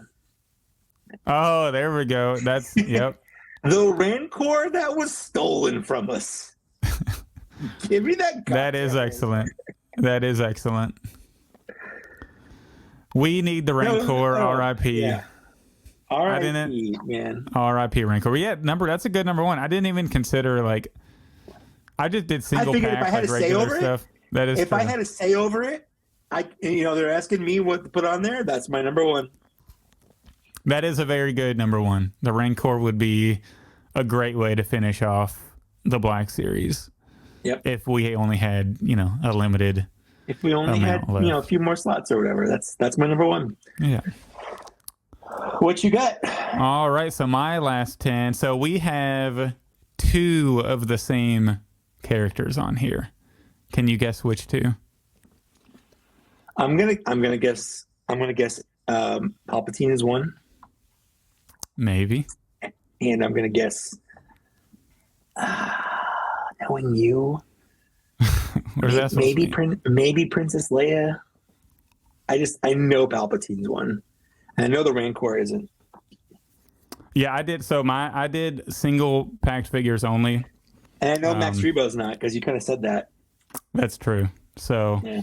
And I actually did it in reverse order that Mike did. I'm starting with number 1 because I feel like that's more obvious. The that's build not how up. top 10. That's not how top 10 lists work. Well, I feel like the last 2 are probably more surprising than anything. I guess. So I feel like the build up to that. So number 1, of course, is Anakin Skywalker from Revenge of the Sith, and I specifically, I said I would of course love the alt head with the Sith eyes and the the good version, but if I had to pick one, if they told me you can pick one Anakin, we're only doing one head, we don't do that swappable head stuff like we used to, I would pick the Sith eyes personally. I just feel like that's the one that I would want. So what you want is a Darth Vader. You want a pre-suit Darth Vader. Yes. That's what you want. And so it technically, would say Darth Vader on there. Yeah. Anakin Skywalker's not even on my list. That's kind of messed up now. Yeah. Dang. How does that make you feel? Yeah, actually, this is actually slide number 2 now. It's just a solid 10 case of Anakin's. Yeah, so this is what you want is a completely redone, because obviously we have one, but it's aged since it came out in 2014 or so. Yes, I want a brand new mold Anakin Skywalker / Darth Vader from the end of the movie. Like, I want the modern butterfly joints. I want the good photo reel on a modern head sculpt. I don't want the actual real hair that Hot Toys is doing, but I do want a modern Anakin Skywalker Black Series. Number 2 is the one that you have, and it's actually insanely number 2 as well. We also use the same picture for Chancellor Palpatine right whenever he's fighting Mace Windu. Oh, it's treason then. Absolutely. Yep. So give us that old head and the old hands. Yeah. This is probably just one of the biggest missing holes in the line at this point. Now that we're getting the Super Battle Droid, the Droideka, like Palpatine from Episode 3, he's the villain through the 3 movies. Like the villain behind them all. So, and number 3, this might be a little bit of a surprise, but I'm so nostalgic for this video game. The Galactic Marine. Okay. So ignore, was it Bakara right there in the middle? I love the Galactic Marines, and I almost decided not to put them on here because if the line ended and I really wanted to, I could pay some crazy customizer like, $150 to make one. But I was like, you know what? I'll just go ahead and put them on there because I love Battlefront 2 2005 so much, and I've always loved the look. So giving them that big, giant, like heavy cannon they have would be sick. Wilmont, if you're asking why not both the Commander Bakara, is because I would like a Commander Bakara, but not if I only had 10 slots left. Not a top 10. Yeah, not a top. Like, I could live without a Commander Bakara, but a Galactic Marine, I absolutely am in love with those. I feel like if you did a Bakara, you'd also need a BARC speeder, right? Absolutely, yeah. And then number 4, I went with Queen Amidala from the Phantom Menace.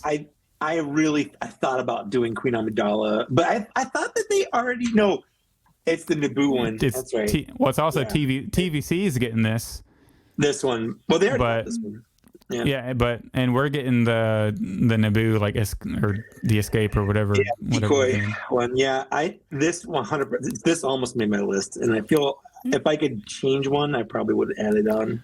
Yeah, like could you imagine the colors popping off the shelf from this queen with the little glowy orange things on the bottom of the dress, and it'd be a big giant traffic cone, but hey, it would be absolutely beautiful. Yeah, balance the scales, Hasbro. Give us the good Queen Amidala. And we're on to number 5, and this is the second one we have in common.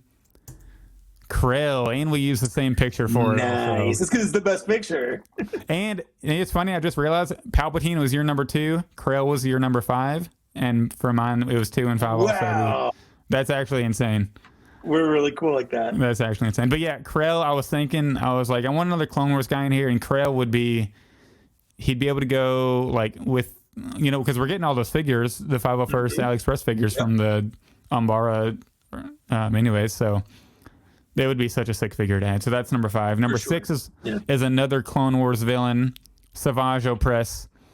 I feel like he would be so beautiful on the Clone Wars shelf next to Darth Maul, and I felt like to finish off the line, I feel like Savage Opress would be a fabulous way to do it. Number 7, this might be a little out of left field. You probably might have thought of him, but I went with Jedi Count Dooku, or Jedi Dooku. I don't know if the count was in there at that time, but from Tales of the Jedi. He's always a count. I feel like well, maybe not, because I guess he wouldn't have his ancestral titles if he was in the Jedi Order, because that would be attachment. Yeah, that's true. So I went with Jedi Dooku. I feel like having that version on the Jedi shelf would be really cool. Like next to a Yoda, next to the Mace Windu we have. Sure. Yeah. That would be really sick, because he's with Mace on this specific mission. Yeah. And this is the one from the second, like the middle episode, not where he has the gray coming in his beard and where he's no beard. I feel like this is the one where he's like kind of prime Jedi Dooku. Number 8, we have the 41st Scout Battalion. This is they kind of look like Scout Troopers, but they're the camouflage clones that were on the Battle of Kashyyyk, and they're also in the Battlefront 2, like the modern Battlefront 2 game, and I think the old one, you can probably play as them. Not 100% sure, but I felt like I needed another clone, and this is like, I'm dying for these to be in the Black Series, so if it's up to me, we're getting this one in there. And then my last 2 might be a little out of left field. Well, they're probably way out of left field, but I have my reasons. Mas Amedda is my number 9. Okay. I feel like if I had that Chancellor Palpatine from Revenge of the Sith, Mas Amedda standing next to him would look absolutely absurd. And it'd be Hasbro does aliens very well. That, that red dress he wears and the nice blue colors and like his horns and all that, it would be really sick. There were some other figures I considered, but I'll get to those whenever we talk about some ones we cut. But I ultimately decided that him standing next to Chancellor Palpatine, I would kind of like to see that a little more. And then the last one's probably way out of left field, but it's definitely not a top 10 figure, and neither is this one, the Mas Amedda. But I feel like to complete one of the shelves I have, I feel like it's absolutely needed. Can you guess what it is, maybe? I'm trying to think of the shelves you have. They're separated by like movie and show, so... I know how your shelves work. Oh, okay. I'm just saying, except for that one, it's like blank. It's blank right now. Yeah, I can't think of it. All right. Little Leia. I feel like Little Leia was one of maybe the best part outside of the Obi-Wan and Anakin stuff. At the end of the Obi-Wan Kenobi show, and I have a shelf for the Kenobi show because we got a pretty good amount of figures from that, and I feel like that shelf isn't complete unless Little Leia is there. So I felt like that would be a good way to round it out so that shelf is complete. But there are some other figures that I had written down that I ultimately decided to pick these over. Do you want to go over like some of the ones that were maybe that you decided not to throw in there? Sure. I mean, there's so many that we don't have that it would be nice to have. I mean, I agree with all of yours that are on there, with the exception of I just don't think we need another Anakin. Honestly, I think the Anakin we have is fine. Yeah, get out of here. I'm removing you from the podcast, actually.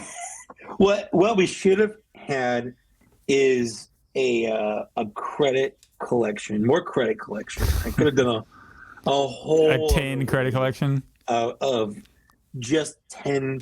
Give me a credit collection, Obi-Wan Kenobi. Doesn't make sense. They didn't have credits like that at the end, but why not? Just give me a credit collection, Fennec Shan. Give me it'd be funny if they did a credit collection of a figure that we haven't even had in the regular line yet.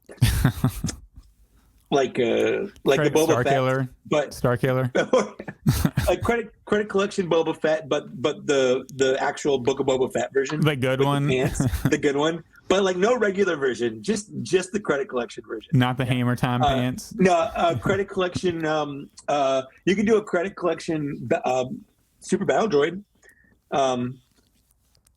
Why not? Yeah. I mean, you could. Yeah. You could, because it was in season 3, 3. So here's some figures that I had on my list, but I ultimately decided to pick those other 10 above. Sure. Crate Luke was really close. Yep. I ultimately decided that I'm fine with that episode 7 Luke we have, and I could live without a Crate Luke forever, I guess. A brand new sculpted episode 3 Obi-Wan. I was like, I'm already using one of the slots for a newly told figure that we already have, so I didn't want to use 2. And visually, the episode 3 Obi-Wan looks fine, the archive version, but it's just as a figure, it's awful. And then a Jabba's Prisoner Leia update, because I have the beautiful Jabba the Throne set from Luke, but I felt like if it's the last 10, then I'm fine with the one I have. Ben Solo was close from the end of episode 9, where after he turns good. The Wolfpack clone phase 2 was also close, but I decided on the 41st Scout Battalion to take its place, essentially. Newt Gunray was another one on my list.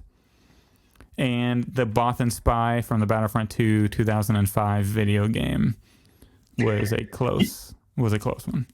I noticed neither of us put Ula on our list. I think part of that is because I'm so soured on Ula now after the whole Rancor Honestly, thing. she didn't even pop in my head.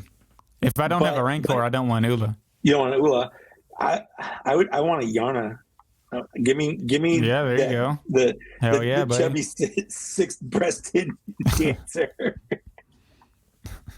Hell yeah, buddy. Yeah, credit collection Wano. Rancor Keeper could have made the list, Just the Rancor Keeper. I don't want a Rancor. I just want the Rancor Keeper.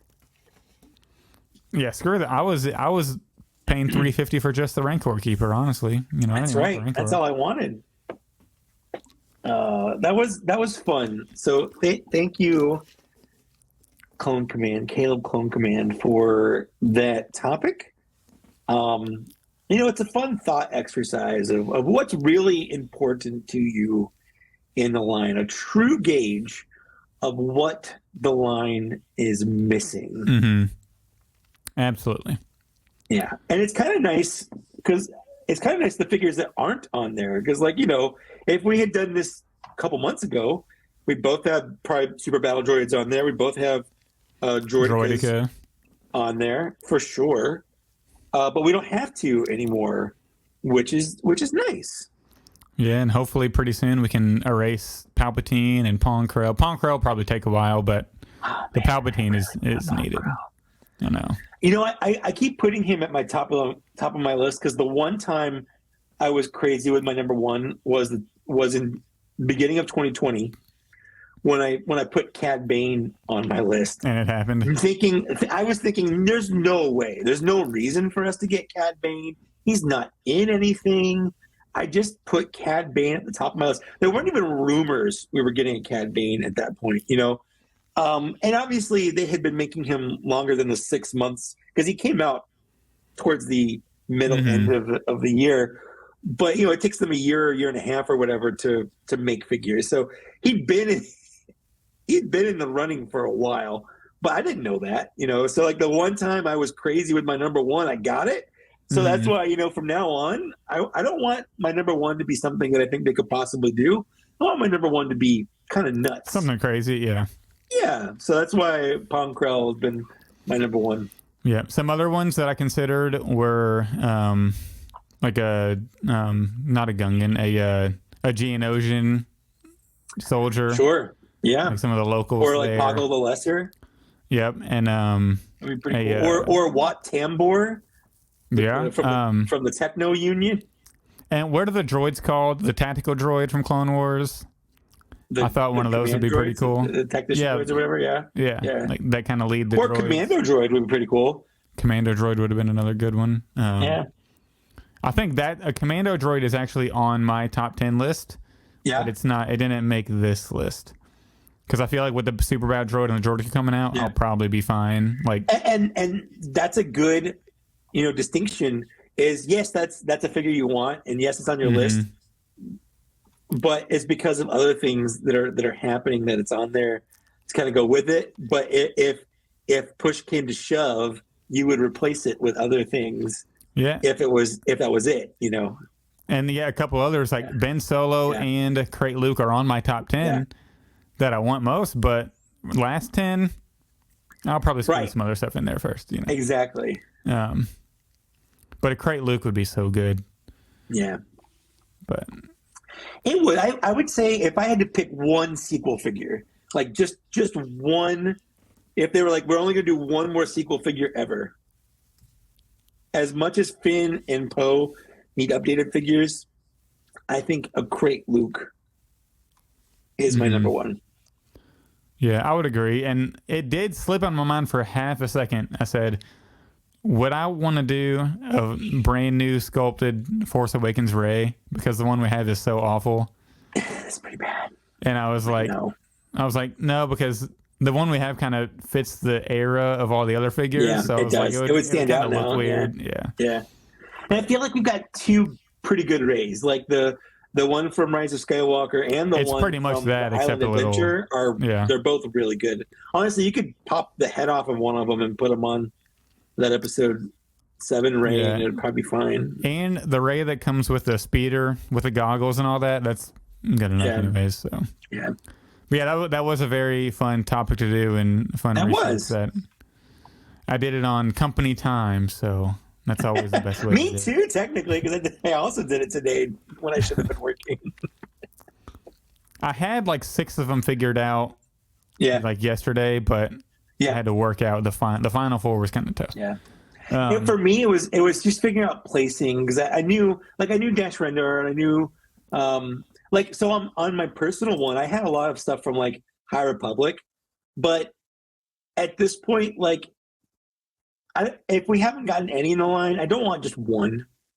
So I was like, no High Republic, because I think High Republic is a cool thing. I want them to explore, and they probably will with the Acolyte show coming out.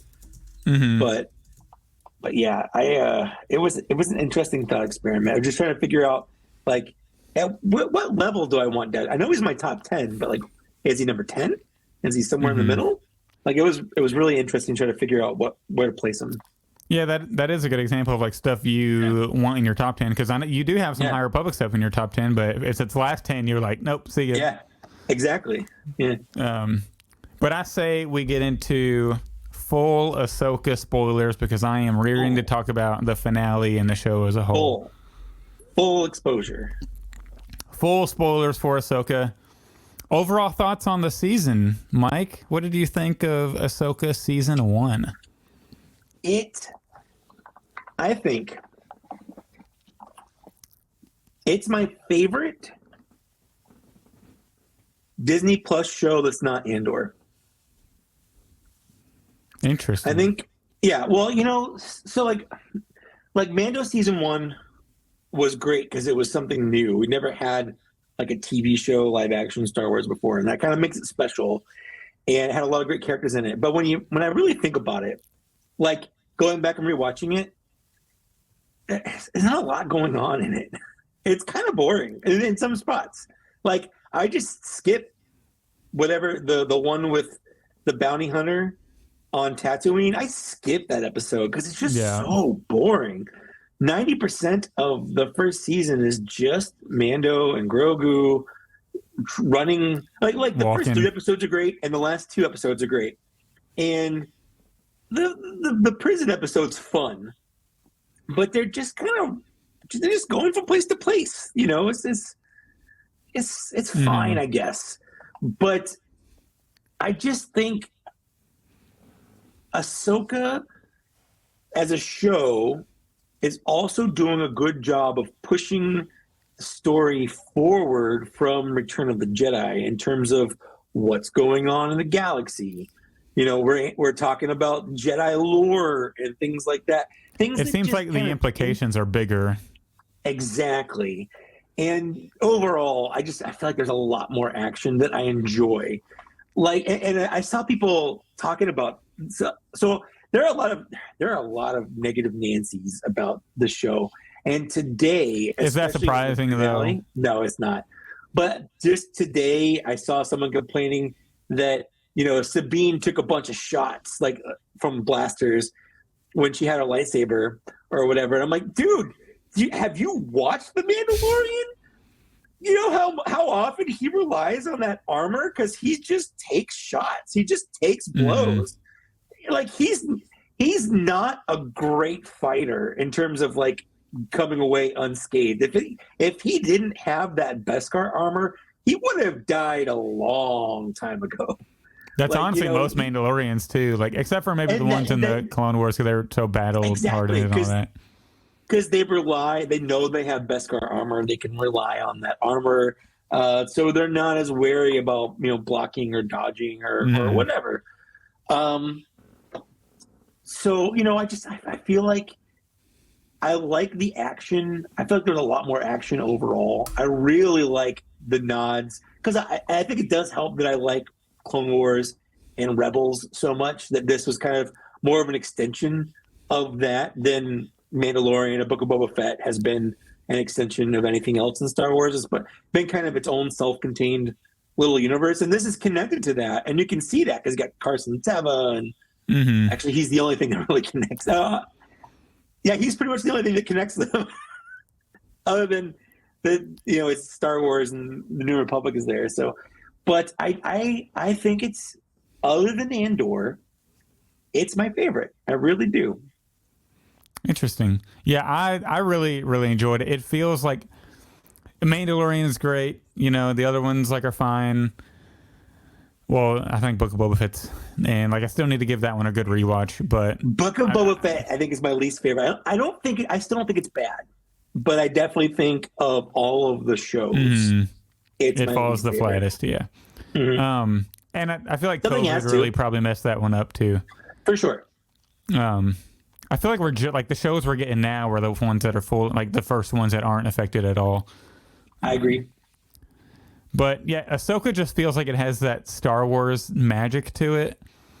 Yeah. That sort of The Mandalorian was great, but it's also in its own kind of corner of greatness where it feels like Star Wars, but it's sort of the Western. It draws from the Western style of Star Wars. Exactly. It has a style to it. Yeah. Yeah. More than it pulls from the actual lightsaber dueling, of course, and the lore and the history of the Jedi.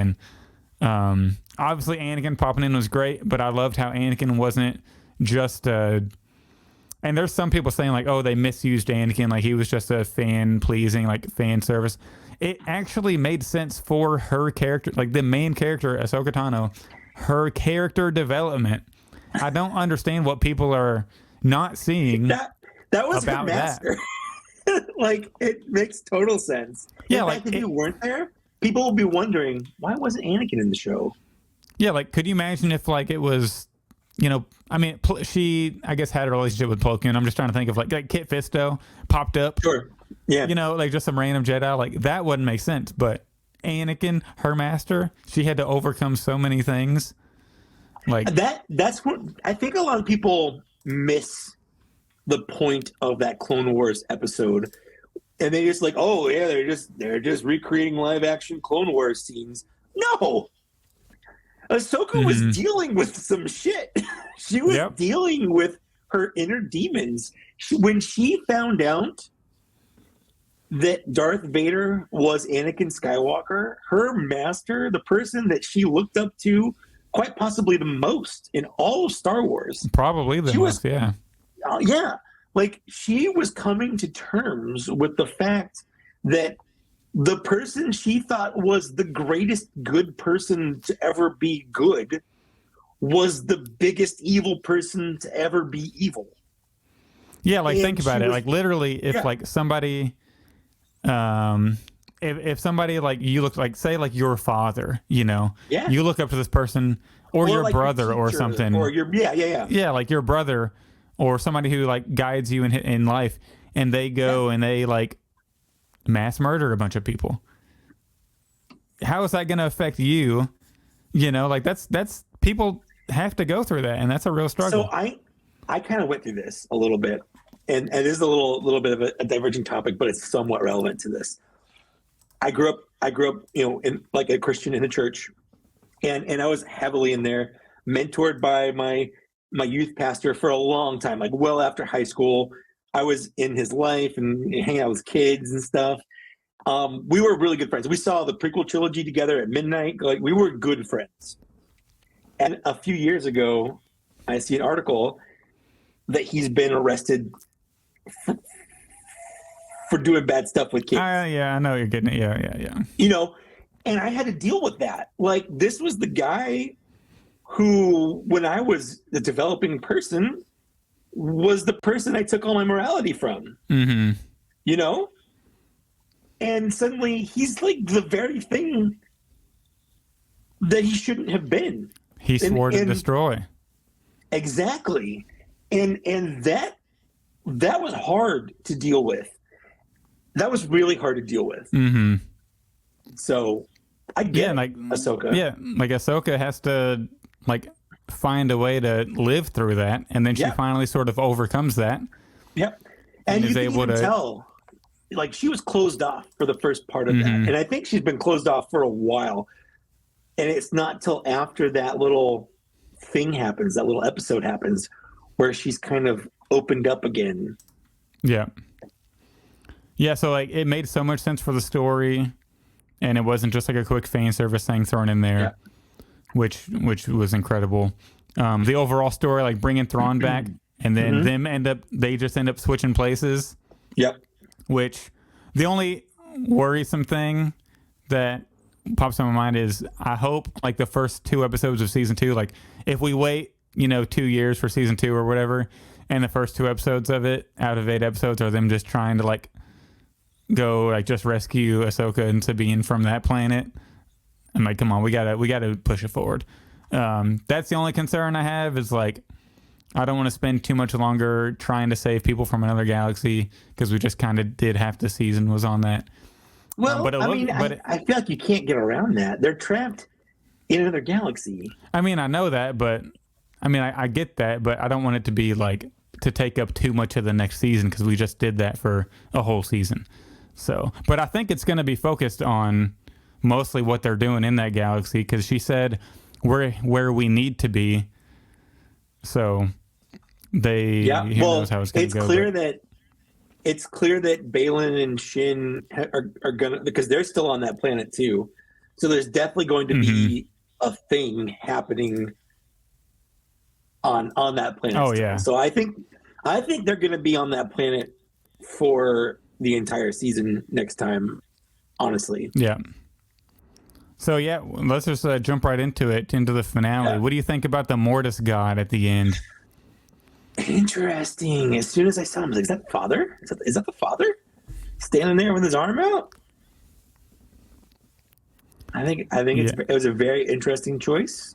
I was shocked because I didn't expect them to go World Between Worlds and Mortis Gods in the same season. I thought if Mortis, I feel like they're interconnected because the thing that got Ezra into the World Between Worlds the first time had the Mortis gods on it.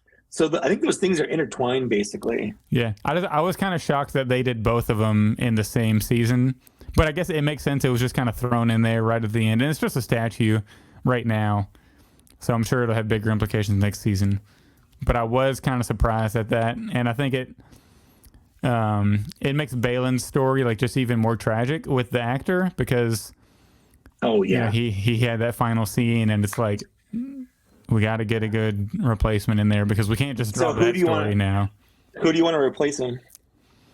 So I don't know. Like, I don't have any specific names, but I have seen some people's suggestions that I think would be good, and I don't necessarily remember their names because I don't follow I remember actors one. like that. But I think Lee Schreiber could be pretty good. Leave is one I've heard. I feel like there's another one that starts with a P, like Paul something maybe. Yeah. But I mean, they have to recast. Like they can't do the CGI thing or whatever, and I wouldn't want them to. I think not for that. I don't want them to drop the storyline. It seems too important. I want exactly, and it's just one of those things. Like this is a tragedy, and the people watching are just going to have to understand. Just like in Harry Potter, like the first two movies had Richard Harris, and then movie 3 comes around. You got the late Michael Gambon or whatever, who also just died. But you know, you just kind of understand. Okay, he died. We had to get a new Dumbledore. You know, it's just one of those things that you just kind of understand as a moviegoer. When you don't need an in-world explanation as to why this character looks slightly different. Like nobody cared when Terrence Howard was suddenly Don Cheadle. You know. Yeah, and I feel like for like a story like that important, because I understand not recasting Cara Dune right away because like her story also wasn't that important. Like they obviously we're fine without her, but with what they're implying he's about to do, I feel like it's important that he's recast and we continue that story. Agreed. Yeah, the Mortis God thing is pretty wild. Do you think Anakin is the father now? Because in the Mortis trilogy, the father tells Anakin, I am dying soon. You need to replace me. I mean, Anakin's also dead. How can you replace him? Well, maybe he can just be it through the Force, you know? Why couldn't the father do that then? I don't know. That's an interesting choice. That's an interesting thing. Maybe it'll be a retcon, but maybe. I don't know. I don't know. I don't think so. I also don't think Mortis like exists as a physical place. I don't think so either. I think that was all like a Force vision. Yeah, it's all just in their head. Because I think whenever they come back, don't they say like how long were we at? And they were like, 2 seconds or something. Yep. So I feel like Anakin doesn't necessarily need to be alive, but why would he say he's dying? Maybe it's like a Force, my time is running out type thing, rather than like you need to pass it on. Who knows? Yeah. But so I got to get this off my chest real quick. Go ahead. Hit me. All right. I don't want to hear another fucking word from you Sebastian Shaw truthers. All right? It no longer makes any sense. Your argument is dead. It's dead. It's buried in the ground 10 feet deep. Because guess what? If Sebastian Shaw's canon in Return of the Jedi now, you're breaking canon with the end of the Ahsoka show. Because we saw that beautiful... Oh, I moved it so I can't reach over. We saw that beautiful Hayden Christensen face Force Ghost, and it makes total sense. And it is just perfect. And it's consistent with Return of the Jedi, so I don't want to hear, unless you're saying I appreciate Sebastian Shaw and what he did in Return of the Jedi playing Darth Vader with the helmet off. Unless you're giving him appreciation, I don't want to hear another fucking word. Oh, wow. And you can bleep those out, but I had to say it. I'm not going to. I am Team Anakin now. But I do want them. My problem with Anakin was that he just looked too young when they filmed him, 20 years ago. If they updated it to now, it would make more sense if he was I would have current no problem age. with it. Yeah. If they made current age Hayden Christensen, if they took that still right there of him wearing what he's wearing and put it in that spot, no longer wearing those weird Jedi robes that he the white never ones, wore even once, make him look like he looks right now.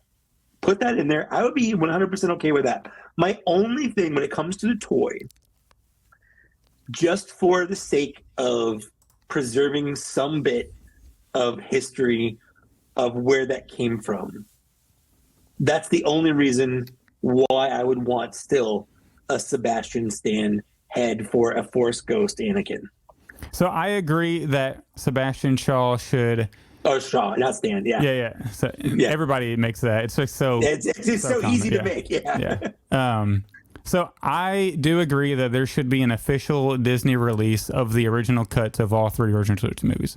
Yeah, That's not what I'm to saying. preserve what originally was. Yeah, Because I have, the Harmonies despecialized, and I watch those.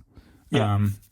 But for canon, the canon reasons, and I don't care about the argument of like, oh, just keep it the way it is, blah, blah, blah, blah, blah. For canon, it makes more sense for it to be Hayden, and especially now, because I've been waiting this entire show for him to pop up as a Force Ghost and get on this podcast and say, I don't want to hear another word because it doesn't make sense for Sebastian Shaw to be canon anymore as the Ghost.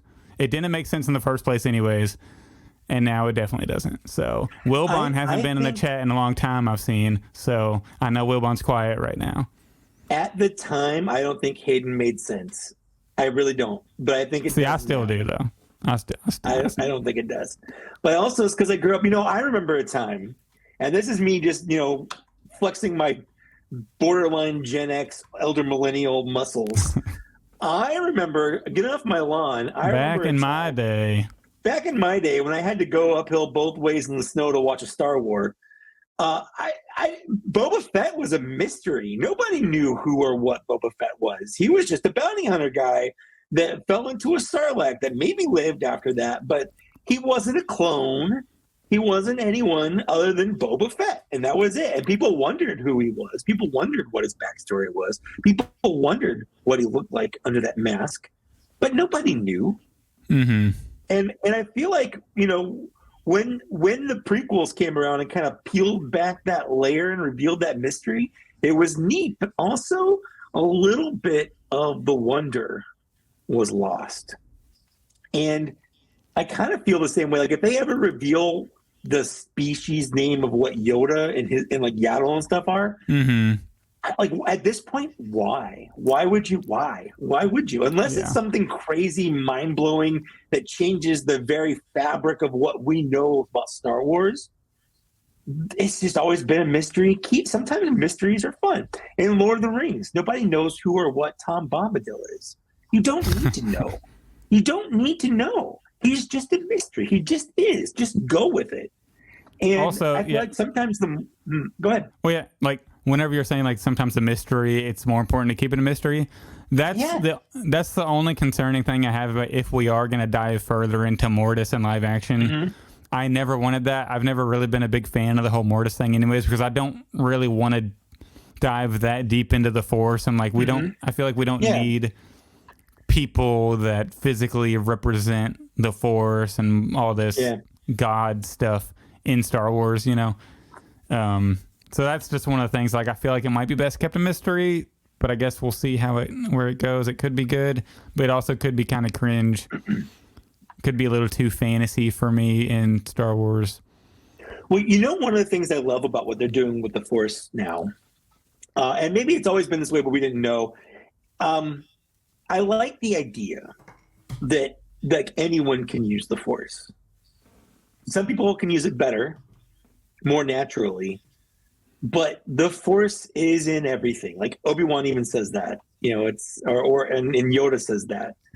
Like you don't have to be a special chosen X-Man to have special Force powers, and I'm a big proponent of this. While you can practice with the Force or whatever to do certain Force things more on purpose, you don't need training to use the Force. Because the Force isn't like a book of spells.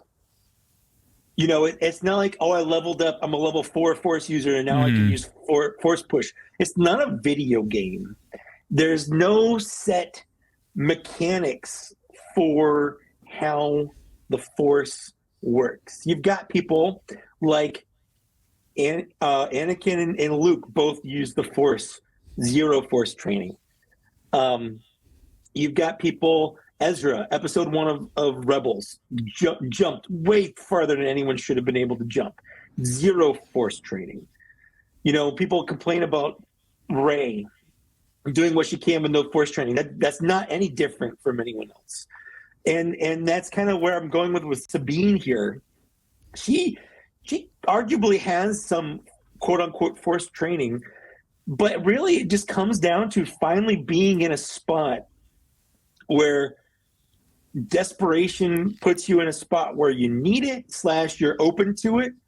You know, you believe in it, and you can, and it suddenly just clicks, and it just works.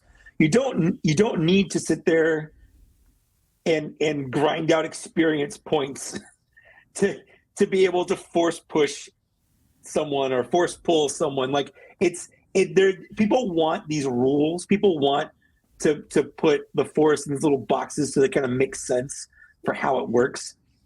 And that's just not how it works. People can do crazy stuff with the force because they're not doing it. The force is. They're just letting the force do things using their body. And that's it. That's how the force works. Yeah, and that's why this. Sorry. Oh, go ahead. That's why the Sith are bad, because they're not letting the force do things. They are corrupting and doing things with the force that the force doesn't want.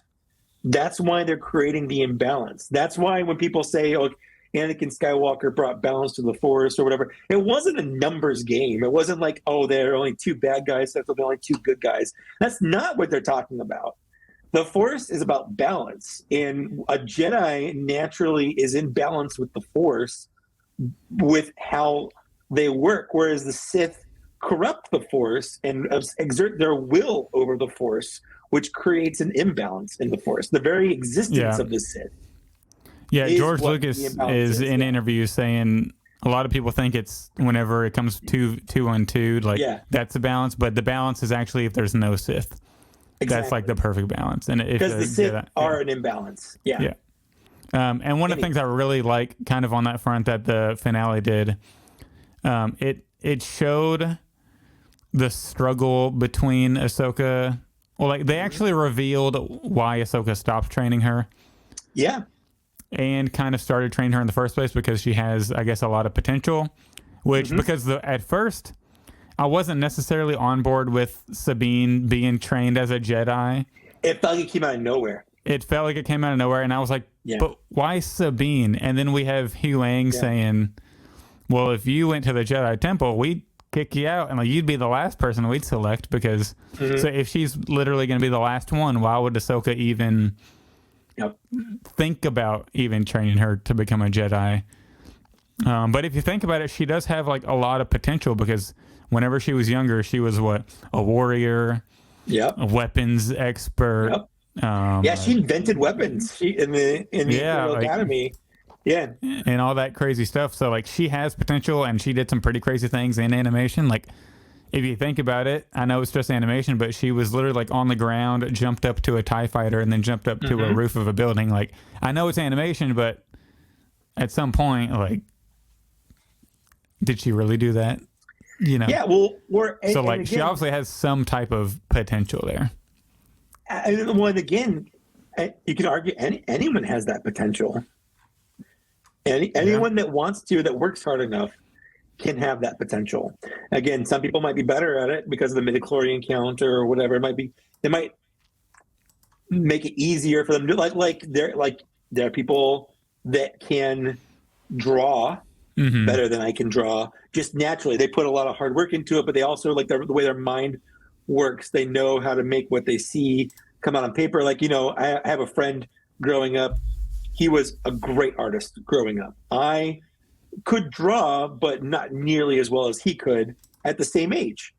But I could learn if I wanted to. I could put practice in and learn techniques and things like that. Like I could do it if I wanted to, but he had a much more like natural affinity towards picking it up and doing it.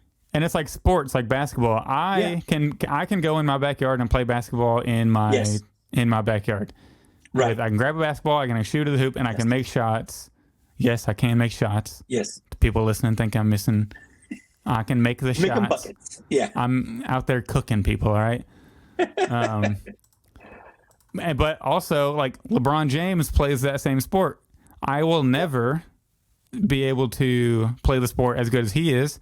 He was cooking NBA people when he was doing scrimmages at like 15 years old in the NBA offseason.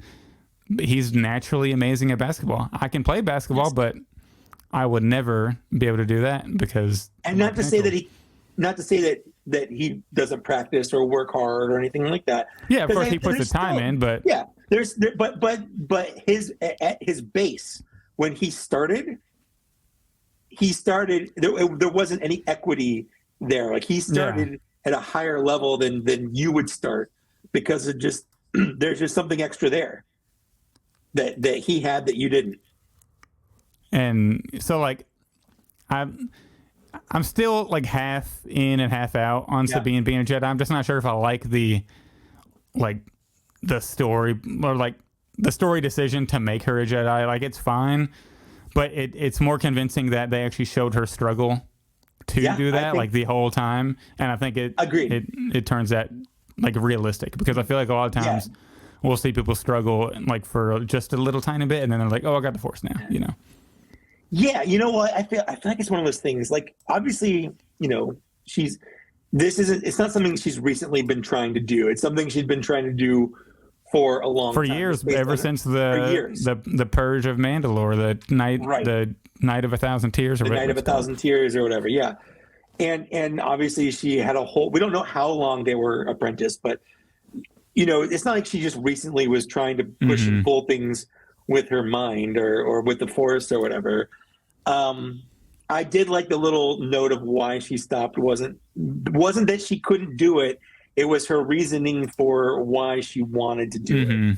I thought that was a really cool little detail. Yeah, and I think the finale did give us some insight on the timeline a little bit because they said she stopped training her because she thought she was in it for the wrong reasons because of what happened to her family at the Night of a Thousand Tears. And then they said, I think, was it Ezra or somebody asked like when that, and she said at the end of the war when the Night of a Thousand Tears happened or whatever.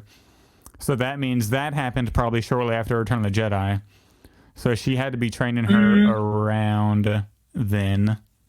Mate, what was that when it happened? Because I feel like that's only 5 years in between when Mandalorian started, and I feel like that's not enough time because it didn't seem like Din had ever been on Mandalore or anything. Well, and I feel like Night of a Thousand Tears started before that, but maybe not. No, I guess he said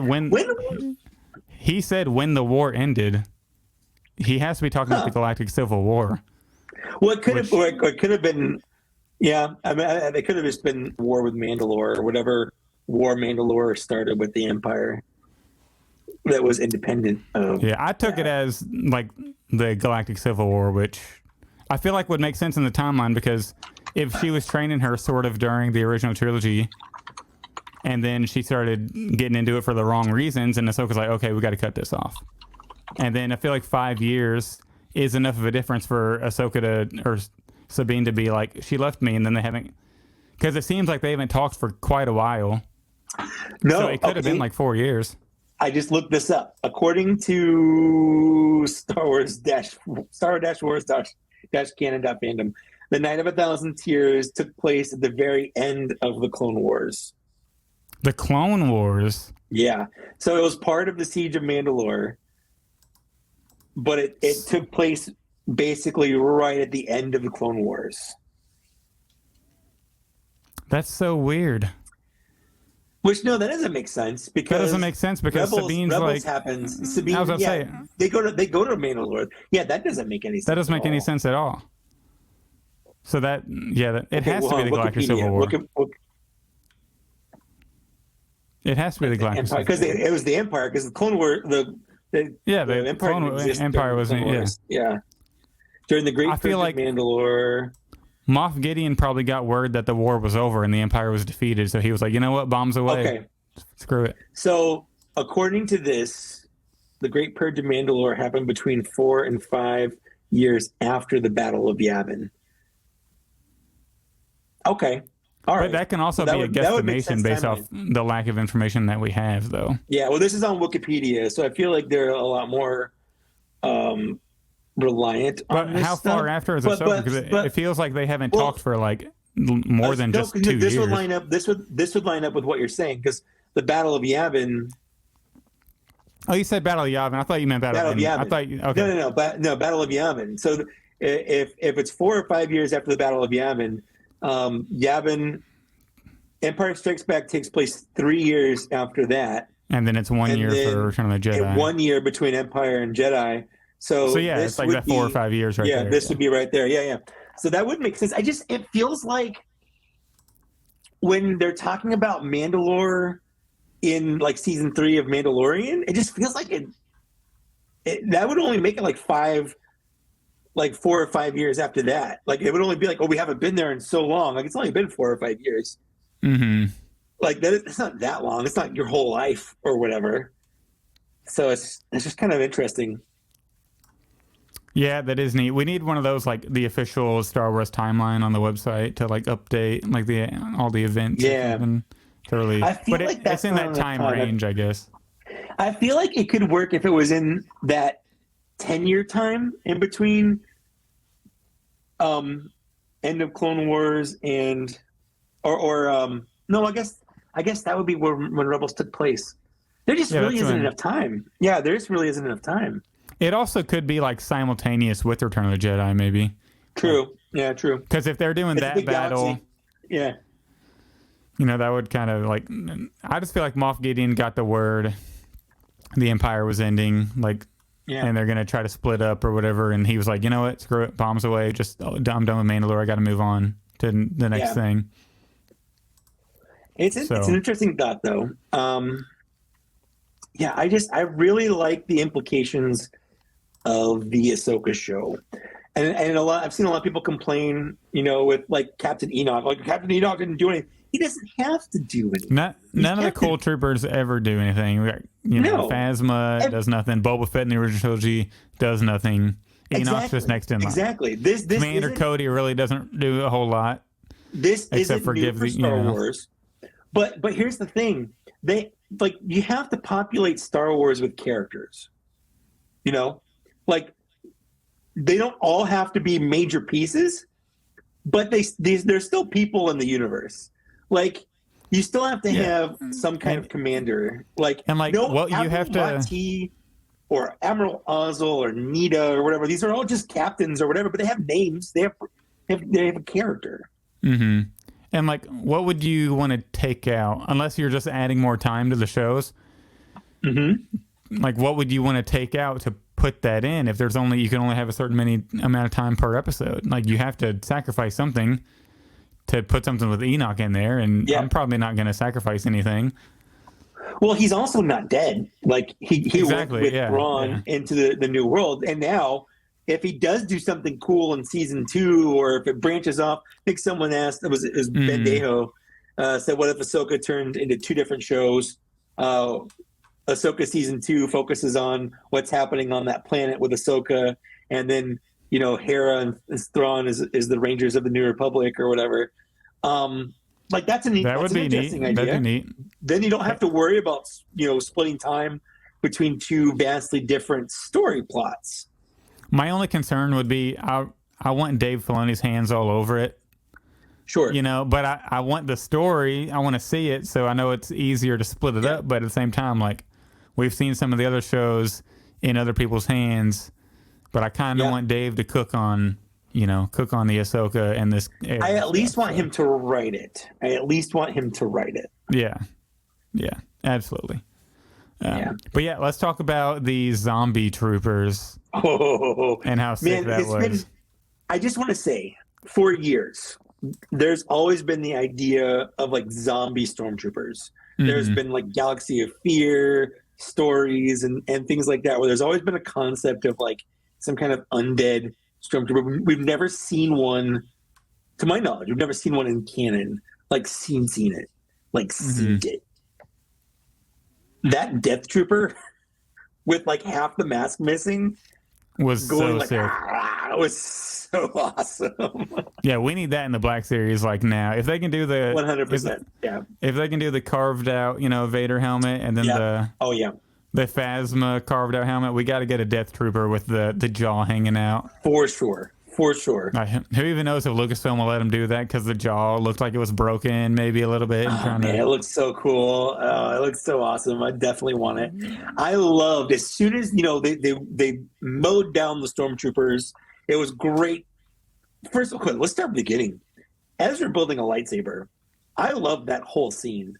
That might have been the best. If you're listening or watching, Luke, I have this really cool Huyang action figure, and he needs some kind of little workstation. That's all I'm saying. He just needs like a little workstation. Lightsaber building station would be pretty sick. Yeah, a lot of people might be into that. But my favorite little throwaway line was when he said the emitter is too narrow, which I took as a very subtle reference to Rebels. Having their lightsaber blades really, really thin. And I thought that was it was definitely 100% intentional, like, for sure. Yeah. There's no way it wasn't. There's no way. Having Huyang pull out the emitter that matches Kanan's was nice. I was just so happy. I was afraid that Ezra wasn't going to have a lightsaber. I really was. Yeah, I get that. I wish the moment in the prior episode was a little more like heartwarming with his lightsaber, because I like when people in shows are kind of sentimental about objects for some reason, like things. Sure. Like whenever at the end of Force Awakens when they made the big deal on the here's your saber, bro. Oh, this is literally the saber, but like, here's your saber. Like, I like when people are sentimental about stuff, but in movies, I think Jedi aren't supposed to be sentimental about it. Yeah, I know. So it's kind of, it makes sense, but like about that. And I know he was like in the midst of battle, so it makes sense for him not to be like, oh dang, that's mine. I haven't seen that, because he hasn't seen it in like a decade, so you feel like he'd been a little bit more like, oh snap, that's pretty sweet. But I do like that he built his own, and it does look like Kanan's, which is pretty sweet. How do you feel about Ezra with a blue blade, though? Well, his first one was blue, so it makes sense. I mean, lightsaber colors don't mean anything. And the people that are like, oh no, blue is for warriors and green is for like force wielders. Like, no, no. Yeah, it's not. It doesn't. The color is whatever color I think technically the crystal wants to be. I think it's the crystal that chooses the color, or something, but like, it doesn't have any inherent meaning. The red lightsabers have meaning because the Sith that turns it red has been bleeding it, which is like something that you can do. And then Ahsoka's white ones are because she healed previously bled lightsabers. But like, when people are like, oh, Mace Windu's is purple because he's kind of red, kind of blue, and that makes purple. Like, no, that's not how it works. I don't know. I know you, again, it's one of those things that people want to assign meaning to it because it makes them feel better. But it just doesn't. It doesn't mean anything. I'm fine. I like blue better than green as far as lightsaber colors go. I'm just gonna say that. I like green. Green's my favorite color, and I love a good green blade. So, I mean, Luke Skywalker's lightsaber in Return of the Jedi was green because he was fighting against the blue sky, and they needed something that stood out because he couldn't rotoscope the blue against the blue sky very well. And I'm glad they had to do that because it made it more interesting. If he wouldn't have done that in the prequels, they would have all been blue. But now in Attack of the Clones, are like all blue and green, which is neat. But it'd be cool to see a couple more in there, couple colors. But so let's talk about Morgan Elsbeth, though. Oh man, being turned into a Night Sister. Can we get an action figure of that? She got the Sword of Talzin. Did you catch that name? Yeah. I'm kind of pissed though, because literally the day I bought this Morgan Elsbeth, they drop a Morgan Elsbeth that I need so much more. Well, not Hasbro, but Star Wars shows a Morgan I need 100 times more, and they do that shit on purpose. Yeah. And well, then she also immediately dies. Spoiler alert. I know. So you think the one that they you think the one that they make will have a big like a gash? Like, I loved how whenever she gets cut, I don't think so. Yeah. I don't know if you noticed, but it had the normal lightsaber gash, and it had the green, had a green slit where she was cut with her. Because she cut him. Yeah. She cut with both of them. So Ahsoka lost a lightsaber. Yeah, I saw that. She lost a short one, got cut right? in half. Yeah, I think so. Yeah. Thought that was interesting. Yeah, was it? And they made you notice it too, because they put like a hero shot sort of on the saber, cut in half on the ground. Yeah. Which is an interesting choice. Yeah. So. But yeah. So what did you think of the choice to kill Morgan? I think it makes 100% sense, because I feel like she fulfilled what she needed to do for the story. Yeah. Yep. Absolutely. Yep. I think having her gone in the next season or whatever will put the focus directly on Baylan and Shin, instead of having also a random Night Sister to contend with. So I think that simplifies it. And also, it gives them some kind of win, because they kind of lost too. They got stuck in a completely different galaxy with no way to get back. So it gave them some kind of win where, okay, they beat the bad guy, but Thrawn still won, which I think is more important, because you can't, if you hype someone up like Thrawn as some master tactician threat that's serious, you can't have him lose. Especially like in his first appearance, Exactly. Where he didn't win 100% of the time, but when he didn't win, he's always like, this is acceptable because this is really my goal, and we're kind of working towards this. And I, sitting those TIE fighters out or whatever, it did what I wanted to accomplish by doing that, where the good guy still beat up the TIE fighters or beat up the mercenaries or whatever, but they didn't win the whole big battle because Thrawn was playing 4D chess or whatever. Just like in newer media with Darth Vader, like Darth Vader's got to win, or at least he can't lose that badly. Yeah, it's like, because usually every time we see him, when he loses, quote unquote, it's like they narrowly escaped. Yes. And something he didn't see. Like whenever BD1 electrocutes him, he didn't even see that coming. Like, that's just a 1 out of 100 chance, and then the water, and he was able to escape. Like, people escape with their lives, not beat him. Or in Jedi Survivor, like with Seer, like she kicked his ass pretty good, but she still died.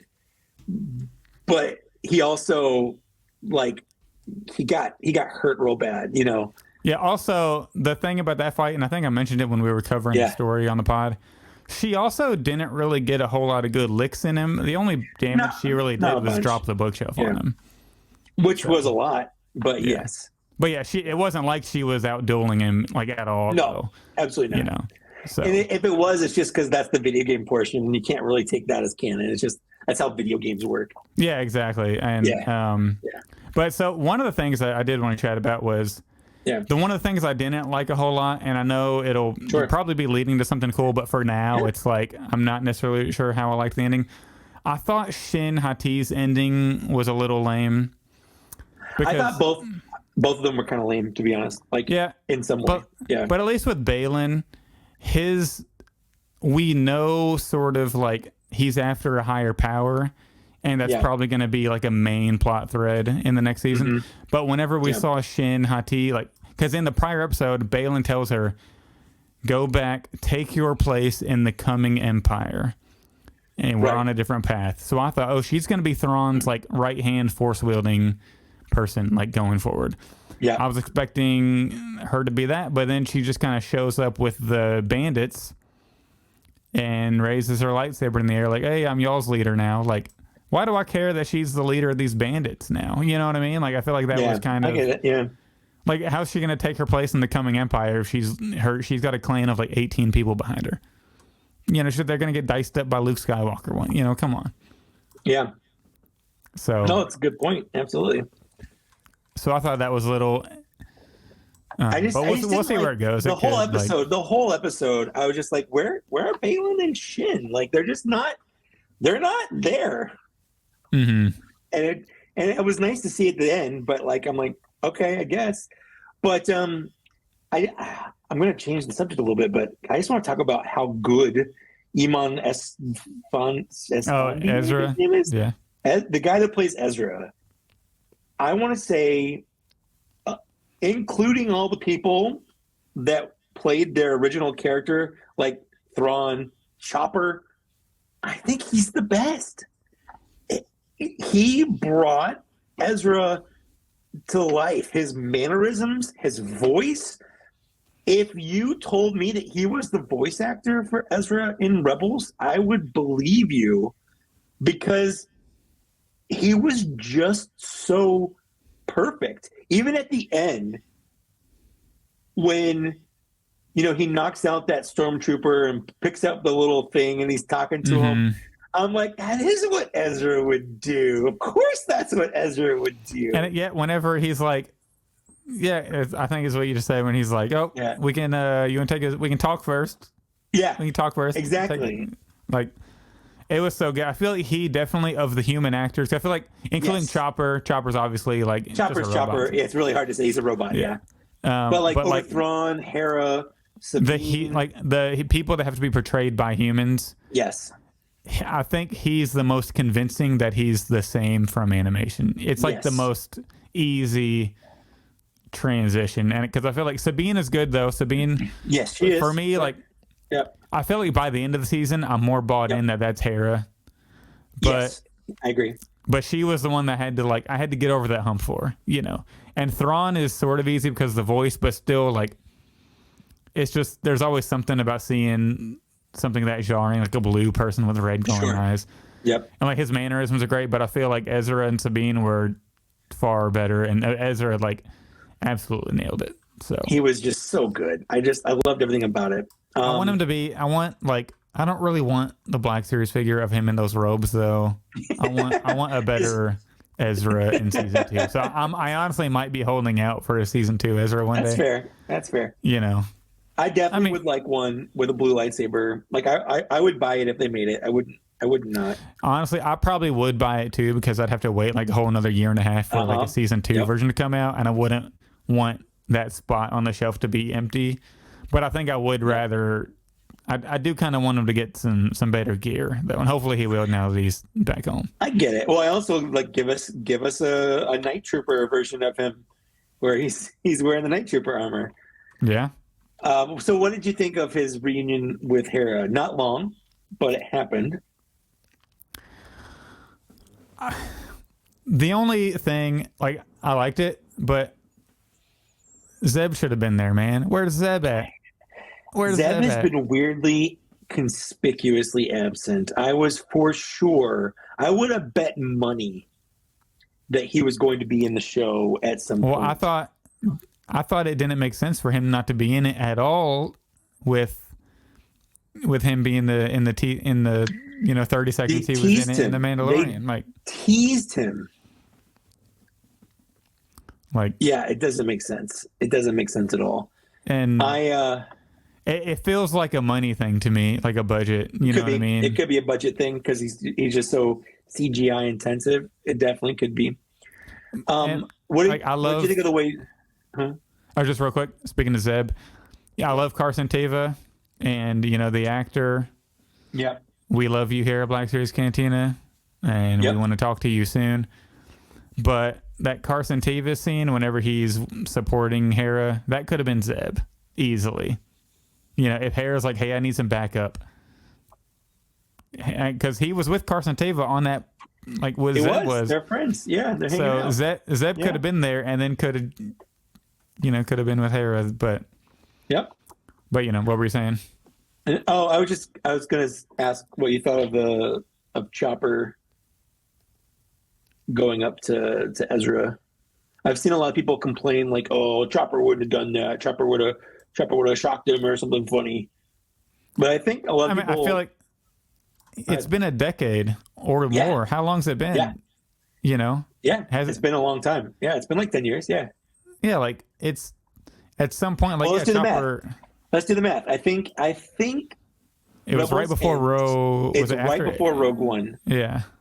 It's got to be let's say 6 months before A New Hope. Let's just say that. Well, the ghost is in Rogue One, so. I know. So, and this is before that. But the finale of Rebels happens Because Rogue One goes right into A New Hope. Yeah. But when does Rebels? So we need to find out when Rebels. Does it end right Yeah, that's before what I'm Rogue saying. One? I'm saying I would say Okay. 6 months. Six months at least. Yeah. Before I know, because it goes up pretty close. So let's say 6 months, and then we've got the 3 years between A New Hope to Empire Strikes Back, then the year, so that's 4 years in total, and then 5 years to the beginning of Mandalorian, so that's nine-ish, 10 years or so. And then there's time pass between the beginning of Mandalorian. There's like a 2 years. Another 2 or 3 years between that. So it's been at least 12, 13, 14 years. Let's say 15 years. Why not? Yeah, it's like your first reaction when you see something like that. It's like seeing your homies get out of prison. Like. Well, it's going to be a little emotional the first time, and I liked how you could tell he sensed him. Like he was the one that he's this, the one that figured it out. This feels familiar. It doesn't feel, but like this scan is kind of familiar. Yeah. Well, it's fun to make jokes that Chopper is this, ruthless war criminal, like bad, and he is. Now, don't get me wrong, he is. But he also held Hera's hand after Kanan died. Mm-hmm. So it's not like he's only that. He's got a soft side to him. So I thought that was nice. I thought it was a nice moment that he was the one that was like, "Nah, I'm pretty sure we know this guy." Yeah, I liked the reunion. Yeah, I just wish it's just too short. I want more. Wait. Oh yeah, it was just too short. Yeah. I liked how, since he used the same ship that Baylan and Shin showed up on. Yes. That they were all standing there with blasters, like ready to go this time. They were ready. Yeah, and plus the stormtrooper came out. And a stormtrooper they had never seen before. Like it's this crazy ass stormtrooper with gold like filament. Yeah, and it makes sense that It's good he still is wearing the stormtrooper outfit and he didn't take it off, because now he has proof. Yep. Of what. Yeah. And that Thrawn is back with that army and all that. Absolutely. So that's going to help Hera's case. But I do like, it just felt weird that Zeb wasn't at least there, like in the last scene. He could have walked up to Ezra, gave him a hug, and then gave him like a punch on the arm. That's what they would have done. Sense. That would have been like perfect. For sure. Why am I not writing the show? Yeah. Yeah. No, I think my problem, this isn't a bad thing, but I just wanted more. I felt like the end was just so rushed. They're like, oh, this is the end of season 1. Mm-hmm. We're going to throw little snippets. Here's Baylan for a couple seconds. Here's Shin for a couple seconds. Here's Ezra meeting up with Hera for a couple seconds. Here's, Sabine and Ahsoka hanging out with the crab people. Do they see Anakin? Do they not see Anakin? I don't know. So it's kind of, it was just too short. And that's not a bad thing, because one of the rules of showbiz is always leave them wanting more. But I could have done with just a little bit more. Yeah, but what this finale and series as a whole did, it made me yearn for like season 2 and that Filoni movie like right now. Yes. And that's obviously the goal. They want to make money. They want subscribers. They want you to go to the movie theater and watch that Filoni verse movie when it comes out. And they did the job. I felt like the series overall felt like pure Star Wars like the purest form. It felt like if George Lucas was doing Star Wars right now. Yes. And that's quite the testament for Dave Filoni. I completely agree. It felt fun. It was just fun.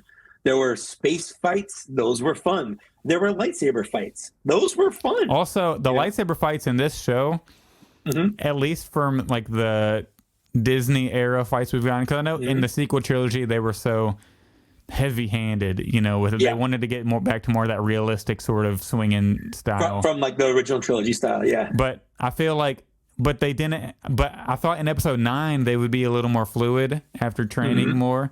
But it still was very heavy-handed. Like they're on the Death Star water. I mean, Kylo Ren's got a big crossguard saber. I know, like but kind of makes sense. But it could have been a little more fluid. But I feel like, and I feel like this show had the best lightsaber fights we've probably seen in the Disney era. Post-prequel lightsaber, yeah. The final, the second Vader Kenobi battle on the planet at the end was very good. The first one kind of sucked. Yeah. Because obviously Obi-Wan wasn't like ready, but the second one was great. Ready. Yeah. But the lightsaber battles in this show were really, really good in my opinion.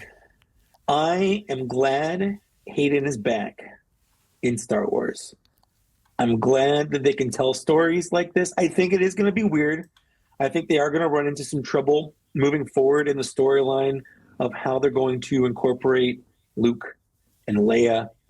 Because I mean, they have to. You can't not include these people. They're main characters in Star Wars. Yeah. If Thrawn is going to be the big villain, especially if he's the big villain in the movie, I feel like that's when we'll see the big three is in the movie. I think so. I think you're right. But like they can't keep interplacing C-3PO in for Leia for the whole time, you know. And I think they've got to figure something out. Like it seems like Lucasfilm does want to do the CGI for the big characters like Luke, probably Leia, and probably Han. They'd have to. You're not going to have Alden Ehrenreich, but then also a CGI Luke and a CGI Leia, you know. Yeah, so I feel like I guess they could have Billy Lord. I mean, they could recast him, but it seems like they're putting a lot of Disney's doing a lot of investing in that technology, the deep fake and all that. So like if they want to do that, like that's cool. But like, they just have to be there if Thrawn's going to be the villain. Yeah. And I feel like the movie it's weird if they it's weird if they just ignore it. And the movie would be the best time to do it with those three if they're going to do CGI because they'll have the money and the budget to do it, because the TV series, you know, they can do Luke, but you're not going to be able to do all, like they wouldn't even do Zeb in this, you know. Yeah. And especially with Disney lately has been cutting back big time on dollars spent. Oh yeah, for sure. Yeah. So, but I think, I mean, the technology is advancing. Like it was not good in Mandalorian season 2, but by the time we saw Book of Boba Fett, the look was a lot better. Well, so. I think they're also trying to figure things out. Like they're trying to figure the technology out. And even, you know, like if I still don't really believe that the Vader was AI in Obi-Wan, like the voice. Oh, right. How good the voice was. Yeah. I even, you know, when I got the duels in Vader, I went back and rewatched that fight. And just the flickering back and forth between Anakin and Vader's voice, and the sometimes it mixed together, it's poetic. It's so good. And I got into an argument with people on my Facebook when I posted this. They're like, "Oh, how could you like that?" It's like, listen, like I'm not saying the show is perfect, but the show has a lot of flaws. Yeah, you can appreciate parts of it for what it is. Like you can separate a whole into chunks. And while I won't say that the Obi-Wan show is my favorite show of all, there are definitely aspects of it that I really enjoy, that are some of my favorite parts in all of Star Wars. That Obi-Wan Darth Vader fight is one of my favorite parts in all of Star Wars. All of it. Yeah, I agree. It's definitely up there for me. I think since Disney took over, at least with like the series, since we started doing Disney Plus, it's probably my favorite like scene. I mean, I can't like see Luke coming to save would be up there, but I feel like seeing Anakin and Obi-Wan talk like that, and you kind of get the glimpse of Anakin where you kind of absolve him, like I am not your failure and all that. And then of course with, you know, Hayden and Ahsoka, like some of those scenes are up there too. But yeah, I thought it was incredible. Like I said, the dialogue was like perfect in that scene. Yes, agreed. Yep. Well, so I liked it, and it's my favorite. That's not Andor. I don't know if I could choose. Like Andor is just so different. Like there's nothing in Star Wars that's like Andor in terms of the show. I just went back and rewatched the show, and even there are just so many just incredible scenes that just it's hard to compare them to anything else in Star Wars. Mm-hmm. So it's like Star Wars without the Star Wars, but then you like take some salt at the end and you're like, there's your Star Wars with the Death Star. You know? Basically. But it's in the universe because it focuses on like the real, like if me and you were in Star Wars, that's us. Yeah. That's why whenever people they make it all just so normal. Like, oh, there's a TIE fighter. Oh, there's a stormtrooper. Like, they show that one girl's name, like his former girlfriend. They made a Black Series figure of her, the mixed girl. I don't remember her name. Bix. Bix Colleen. Hey, Bix. They showed her like she's like in her underwear, like making tea or something. Yeah. Like, they don't do that in Star Wars. No. I know they show Baru barely making it, but she was like sleeping, got out of bed, made breakfast. They showed Cassie and taking a shower. Like, I got what's his face eating a bowl of cereal. Cyril Karn. Karn, yeah. Deidre Moreau almost made my considerations list. I had a female, but I was like, you want more girls on your list, but and then I just have a hard time putting like them a female on Imperial, and then the guy from Game of Thrones. Yep. And he's the Imperial, like the ISB leader in the Andor. Yep. He'd be an excellent Black Series figure. Sure. Or Yularen. Yularen. That'd be great. They're definitely not last 10 worthy, but no, that's the problem. Is I want them definitely, but they're not last 10 worthy. But yeah, man, it's hard to choose because Ahsoka just feels like Star Wars, like Star Wars to its core, Star Wars. Mm-hmm. But Andor is just, I think it elevates Star Wars. It takes Star Wars and kind of elevates it to something different, while still being Star Wars. So I can't compare them. I can't put them on the same level. I can't be like one's better than other because they're just so different. They're like their own thing. Well, also the Ahsoka show is so fresh, so you'll have to see it on a That's rewatch also true. Yeah, whenever let it sit there and stew with the rest of the Filoni-verse and the rest of the story. Give it a week. I'll probably go back and rewatch it, and I might have change my mind on some things versus other things. I don't know, but for now, it's my favorite. I think I'm gonna try to do a full watch through by the time, because Skeleton Crew comes out, is that December? I think so.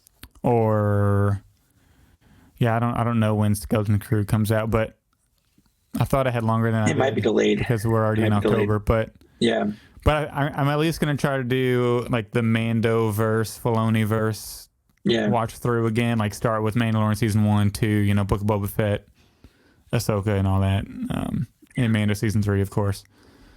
But I really need to do an Andor rewatch because I've only watched it. I just did one. I loved it. It was so good. Mm-hmm. It's still so good. In fact, it's better than good. Going back and rewatching it, you're like, oh man, this is so well done. Now that I kind of know Kirby's saying November for Skeleton Crew. Interesting. We haven't even gotten a trailer or anything. A trailer for it. Or anything. Well, I know one official one that we can see. Yeah. But like, do you think Skeleton Crew? What if they're the ones that find Sabine and Ahsoka in that next galaxy? Could be. Like, because if they're going to be on the run or something, it's like Stranger Things in space. They're going to be doing some crazy stuff. So I feel like that could be a possibility. Or they might run into Thrawn or something when Thrawn returns. Like Thrawn comes out of hyperspace and here comes a Skeleton Crew, like 4 kids and an adult. They're like, oh shit, what's that big ship? It looks all screwed up. And then Thrawn's like, go kill them people. And that's how it starts. I just wrote the show. You just wrote the whole show. That's it. Now I have to watch it. Zach's got it. Yeah, I got you. Yeah. Well, I think that'll do it, right? You got any last thoughts on the Ahsoka show or the reveals we got? Liked it. Yeah, I mean, there's tons of characters I want, but we pretty much talked about them. There wasn't anything new in the last episode character-wise, other than Ezra now has a lightsaber. So how about in between now and our next show, we'll make a list of like every character in Ahsoka that we want in the Black Series. Sure, that makes sense. And we'll go through them. Yeah. And whenever That it we comes don't to already Ezra, I'm going to say Yeah. no. But yeah, so thank you all for listening. This is closing in on 3 hours, but we're going to go ahead and hop off. I told you we had a great episode lined up for you all, so You did. we hope you enjoyed it. Mike, where can the new listeners find you on the socials?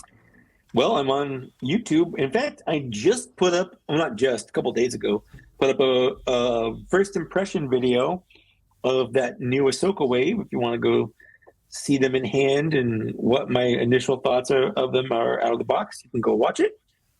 I'm on Instagram at Trusty Sidekick. I'm on Twitter, X, whatever it's called, at Mike Case. I'm on Threads. I'm on Blue Sky. I'm on TikTok, Mike Case 82. I'm on a lot of stuff. I got lots of things going on. You can easily find me online if you want. And you can follow me on Instagram at blackseriescantina, since the original one got axed, got Thanos snapped. You can follow me on TikTok at the Star Wars Black Series. I'm closing in on 18,000 followers on there, so go follow me. That'd be appreciated. And also, let me go to the plugs. Join us on Patreon. Our Patreon actually broke a record for money or income earned, so we appreciate like a lot of people signing up and supporting the show. If you're in the financial position to do so, we have tiers for every budget. We have a $2 tier, a $5 tier, an $11.38 tier, and we even have a $25 VIP tier, which is currently closed. We might open one soon. I'll let everybody know. Also, but if you can't support us financially, a great way to support us would be to like leave a review on Apple or Spotify. Just give your thoughts about the podcast and all that. Hopefully make it a good review, but we appreciate any review. You can also purchase our merch. We have mugs, pint glasses.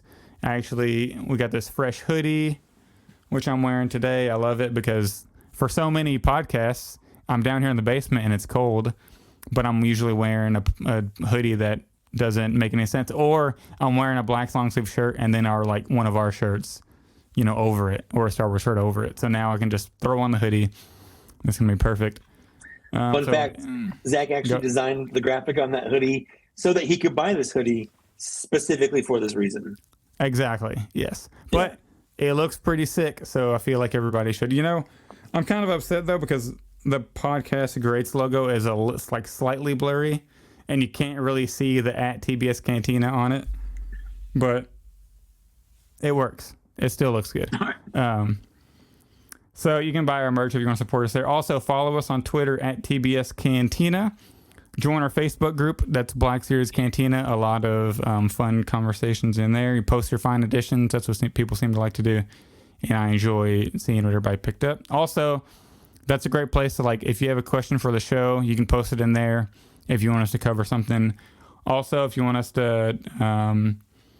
if you want to email us, you can email us directly, blackseriescantina@gmail.com. And then one last thing, if you're still listening, hopefully, Bendejo and Noah LAT are both Patreon members.